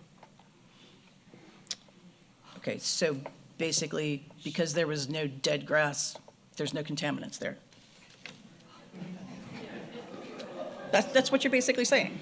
There were no samples physically taken, there were no analysis done, it was just a, Everything in accordance with a Phase 1 requirement Okay. was done. I'm not an environmental engineer. I don't want to go into I'm not either, but, specifics, and that's why I think it's important that we get better samples, something that is more representative of what's below the surface that we can't attest to. Because dead grass doesn't necessarily determine anything. There are things that thrive on. So I will say that as part of development, we are required to do geotechnical testing, density testing. For roadways, we have proof rolls. You have to load up heavy trucks, make sure there's no failures. If there's anything there, we will know due to all the testing. And if we discover there is something there, then we are required to go further. Now, the whole issue of the oil well being brought up was based on an aerial showing a cornfield from 2010 and on. And so this was not prior to 2010. There is no farming going on here. But there's also documentation that there were hazardous materials below the surface. There was documentation of an oil well that seems to have followed standard procedures. The pH of 12 that was mentioned in the report and the sodium content is very consistent with a lime-based additive in the drilling mud. That's not something that's to be concerned about to us. Now, again, if there is any environmental issues, we have to take care of it. There are state and federal laws that we have to follow. And so we absolutely commit to following those. But we are not aware of any environmental issues at this time. And so what I'm getting at is this is a preliminary plat. We have to follow all applicable laws. Correct. But If there was an issue, or if there is an issue, it has to be mitigated. That's correct. And so I'm not denying that. What I am saying is we're considering a preliminary plat based on what the UDC says. We've gone ahead and done the Phase 1, although it's not a requirement at the preliminary plat level. We've gone ahead and done it at this time just for due diligence. And so we weren't necessarily expecting getting into all of this Phase 1 issue at this point. But again, we state that we are not aware of any environmental issues on the site. But understand my standpoint and what my mandate is to protect the public. And so if an issue has been arisen that calls a question mark, that triggers an assessment that says, oh, well, there's something in a public record that says that there are potential toxins below the surface, that there needs to be some secondary testing before we get a warm fuzzy that it's viable land that's suitable for the needs that we want to put homes on. I think something in regards to language that Mr. Chereau said earlier, that, if thresholds are met, or if, and again, I'm not an environmental engineer. I believe Mr. Chereau stated it very well. What he stated earlier, we would have no problem agreeing to. And I guess, I believe Mr. Chereau was talking about structural things. I'm still worried about the contaminant piece. And I do believe he was speaking in regards to environmental, but I'll leave that Did you mention environmental as well? I don't believe you did. Addressing environmental well, because these roads that they're building is a public roadway. If they're digging and trenching in something, even if it's a private mode, they're giving this to the parish for an HOA to maintain. If they had to go out and fix something, backfill or a ditch that's dug, deeper between ponds, That's exposing someone else possibly if we were to contaminants. We had a very similar project like this before. We just required them, it was off corner of U-73, it was about a closed site next door. It wasn't part, it just said, hey, if the condition is you need to follow the proper codes. The good thing is we have a public meeting like this that a public was able to bring up this concern. And so at that project, even if it wasn't a conditional item, we made a required item to make sure it was properly closed out and done and excavated, whatever they had to do to properly close out for the codes to even able to build the project. And we won't approve the plans until they do so. So even if this was, they had to do some contamination, whatever it is, they're required to go down and chase at certain depths, backfill, do all the proper requirements per DEQ, per all the requirements to get the project closed out. And it's a small portion of the entire project. I also want to point out a good example of why we don't have everything on the front end. No one's required to do a wetland final determination from the Corps of Engineers at a preliminary plat level. They can have an engineer's assessment, but they have to get it done by the end of the project. That's just one example in our code where we allow things to be phased after preliminary plat. Even though we have an ordinance that shall not impact wetlands, they're not required to get an official determination until someone gets through the construction plan process. I'm just pointing out there is some. Until they're ready to disturb the wetland. There is some precedence. There is some things from the wetlands. It's just one example. DOTD permits, pipeline servitude arrangements. We've had some projects where there's been control towers. They had to get the proper approval to be able to do what they can, control towers. We had people propose to do detention ponds underneath overhead power lines. We required them to get the no objection letters from the power companies. There's a lot of permits and things that I've seen in the past for all the planning commissions that there's specific concerns brought up that it is a conditional item. There's no way that I would just, or we, the parish, especially on some public record, or even as a seller, want to let someone know, go build your house on top of something that we feel that may be contaminated. There are steps involved to make sure if there is something, it gets resolved. But we do have something that's documented. I want to ensure something that, documented. the I haven't correct seen a license samples. stamped report from the person that came over and told me that they provided a phase 1 ESA. They have brought up there's a records, there's a potential. There's a lot of wells across the parish, a lot of pipelines. There's a lot of them all over the place, from the history of it. So I'm not for one on the other. I'm just, in a very tough spot. I'm just letting you know there has been precedent when something like this popped up that you can bake in a condition of your approval should that be your only item that is an option. Understood.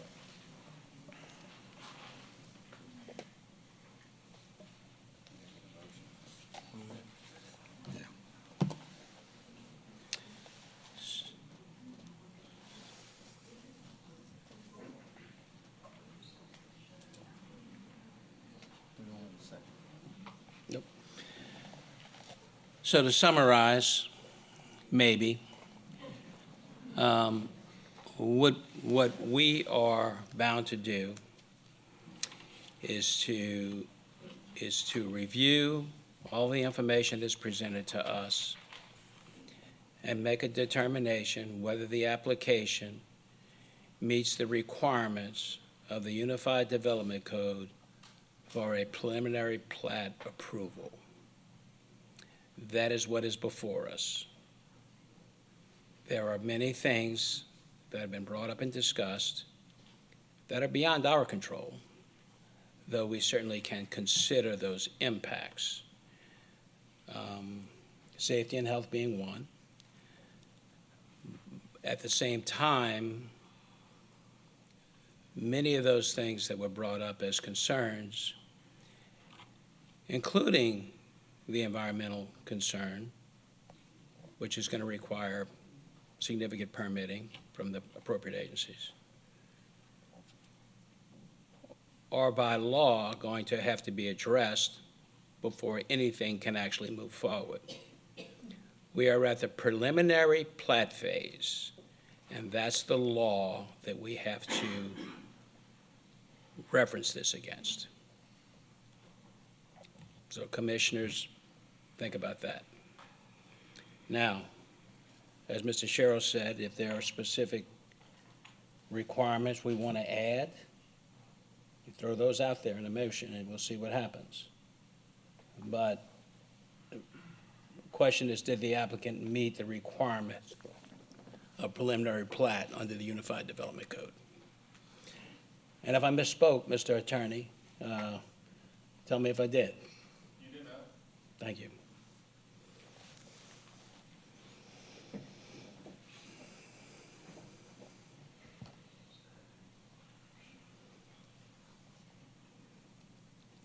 I'm waiting for a light to come on for someone to make a motion.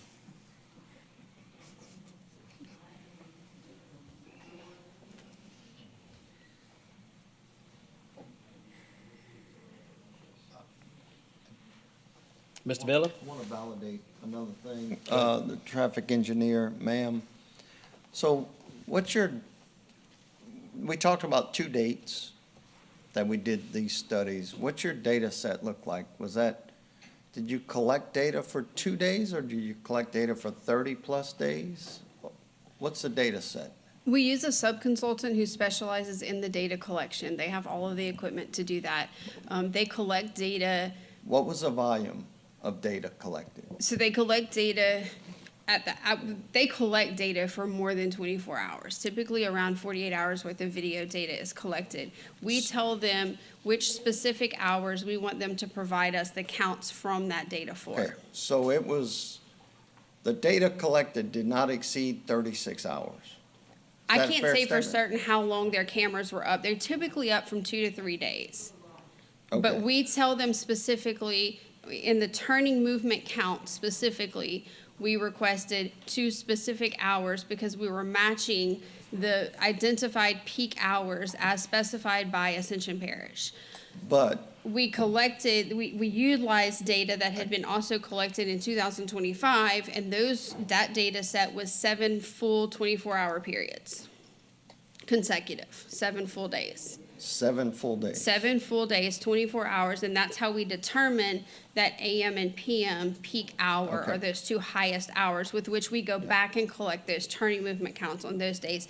And simply because collecting the turning movement counts is a very, what's the word I'm looking for? It takes a lot of time to do that. It's manual, individual person sitting at a computer screen counting, just like you would if you were standing out there with vehicles. I appreciate. It's laborious and it's expensive, so we identify those peak hours, and then we collect that detailed data within just those specific time periods. Yeah, I'm not questioning the method, the professionalism. Sure. How many days was a device or somebody there counting? And you said a maximum of 7 days, 24 hours a day for the basis of the data set. Okay. Hold on. Please. It's 7. I really, wish that y'all would allow this hearing to take place in a manner that we're able to have a mature discussion with the applicant, with the staff, with the professionals, and amongst the commissioners. We listen to all of you. Now, please give us a chance to listen to each other, okay? I'm really asking y'all to do that. It would be very helpful. And we might be finished by now if we could hear all our answers. Go ahead. Who was talking? Kimberly, Mark? I'm done. Okay, so my Does question that to answer you. your question? My question to you, Kimberly, is the methodology that was used for the traffic counts in Ascension Parish, not just for this, but for all traffic studies that are done in Ascension Parish, they are according to the national standards. That's correct. We don't make them up, just Ascension No, Parish is that's different. correct. It's a national standard. National standards and best practices. And as an engineer, you have to follow those. Absolutely. Correct. So that may or may not answer your question, but No, it did. I want to know how many days to collect the data. It did. All right. so, anyone else have any questions or comments or ideas, discussions, motions? Well, I see you've been writing over there for about a half hour. That's why I keep looking at you.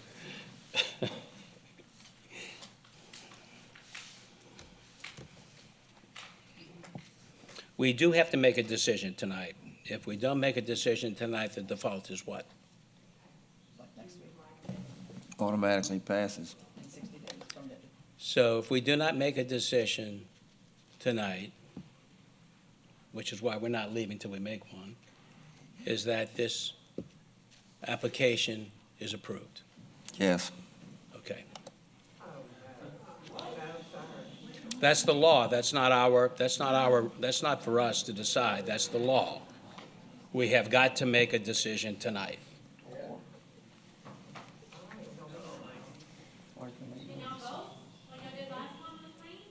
Yeah, we are going to. Excuse me. We are going to, but we can't vote until someone makes a motion for us to vote on.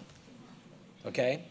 And that's going to be required by Ms. Unitas, Mr. Vila, or Mr. Marchand to make a motion. And then one of those three will have to second that motion.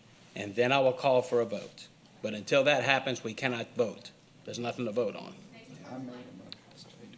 Mr. Chairman. You made a motion, but you didn't get a second. Mr. Chairman, you're allowed to make a motion as well. I know I'm allowed to. Okay. But I'm not going to. I don't have to vote either, for that matter, correct? I can make a motion or not make a motion, and I cannot vote if I don't want to vote. But I will be voting.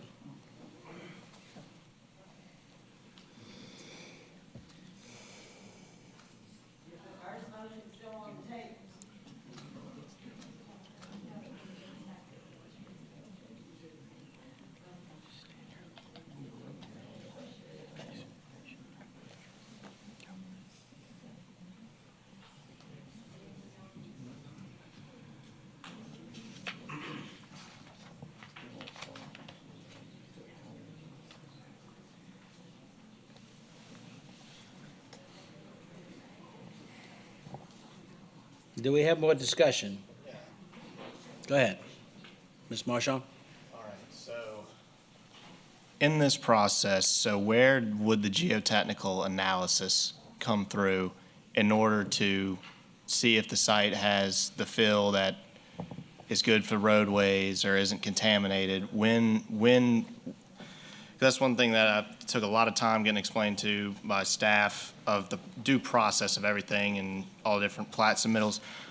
At what point is the developer responsible of is it after the preliminary plat? Is it like when does that happen? It is after the preliminary plat and as a part of the construction plan design process, and they re-verify that same amount of dirt during the construction process. Gotcha.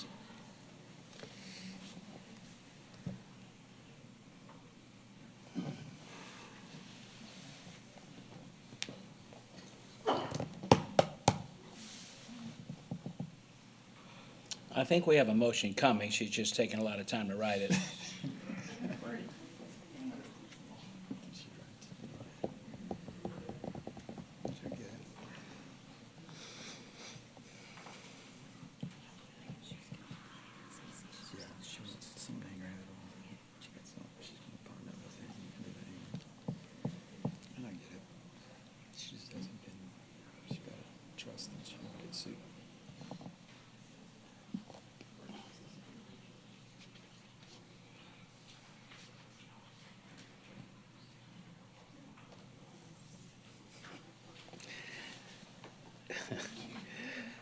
She's got it.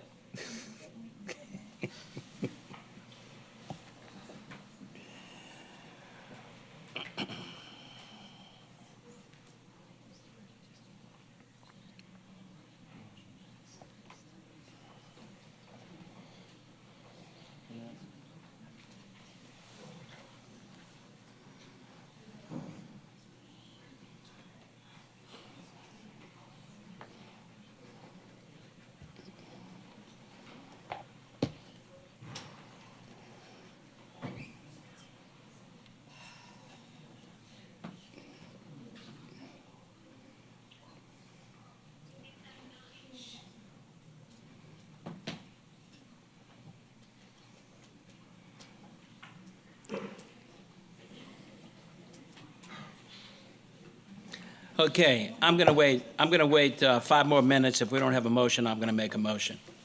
If we don't have a motion in 5 minutes.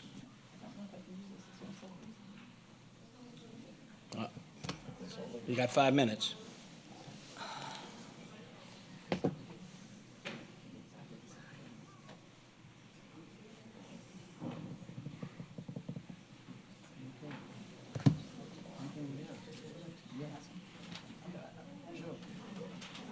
Leaving. She wants to talk to you.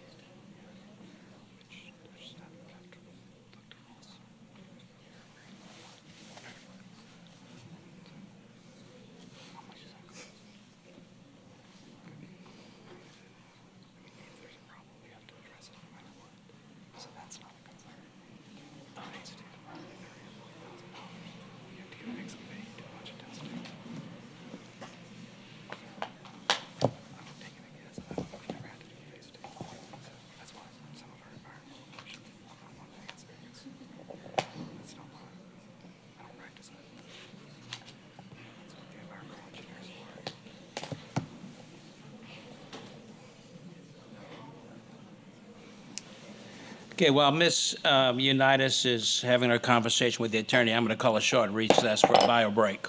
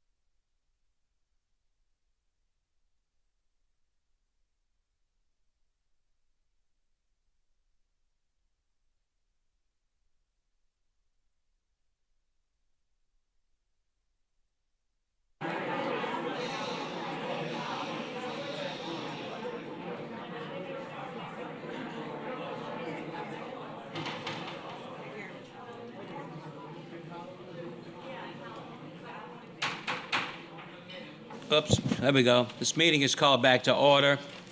That was a short break, bio break. It's been a long meeting. Some of us are old. I'm going to ask again, commissioners, does anyone have a motion?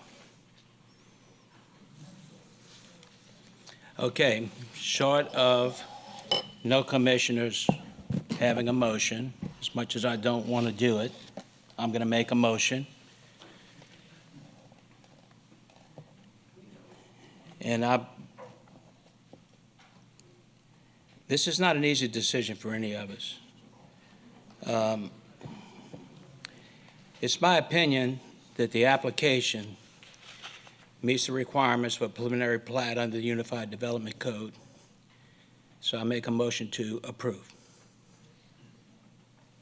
Is there a second? Okay, we got no second on an approval. We got no second on a denial. Ms. Unitas. I ask to amend your approval based on the environmental and geotechnical studies that must be happening, that condition absolutely has to happen, based on the well and the substructure. So your proposed amendment to my motion, which has not been seconded yet, you're asking to modify, you're asking to make a substitute motion, Yes. and that is, sooner or later, you're going to have to say it. Yeah, and sadly, I feel like I failed you all. But because it does meet all of the requirements of a preliminary plat, I move that we approve, but with the condition that those environmental studies and geotechnical studies are validated prior to any construction being done, to ensure that the safety of the land is suitable for its. Okay. So, okay, so that's your motion. Yes. Do we have a second for that motion? If not, I'll second it. Okay, Mr. Marchand seconds that motion. So the motion is to approve and to require that all, to expand on it a little bit, that all investigations and permitting that's required is done before what? Before construction starts? Before construction starts. Yeah. Okay, that's the motion, and second by Mr. Marchand. We have the opportunity to discuss the motion. Does anyone want to discuss the motion? So just be clear, a yea. Mike. No, just to be clear, a yea vote is for the motion and nay is against the motion. So a yes vote Yes. would say it is approved with the stipulation that those activities be done prior to construction taking place. Also, it is going to require 3 yes votes to pass, because there are only 4 of us. So, any further discussion? We're going to vote the machine this time. So, yeah, I think so. Is our IT guys ready back there?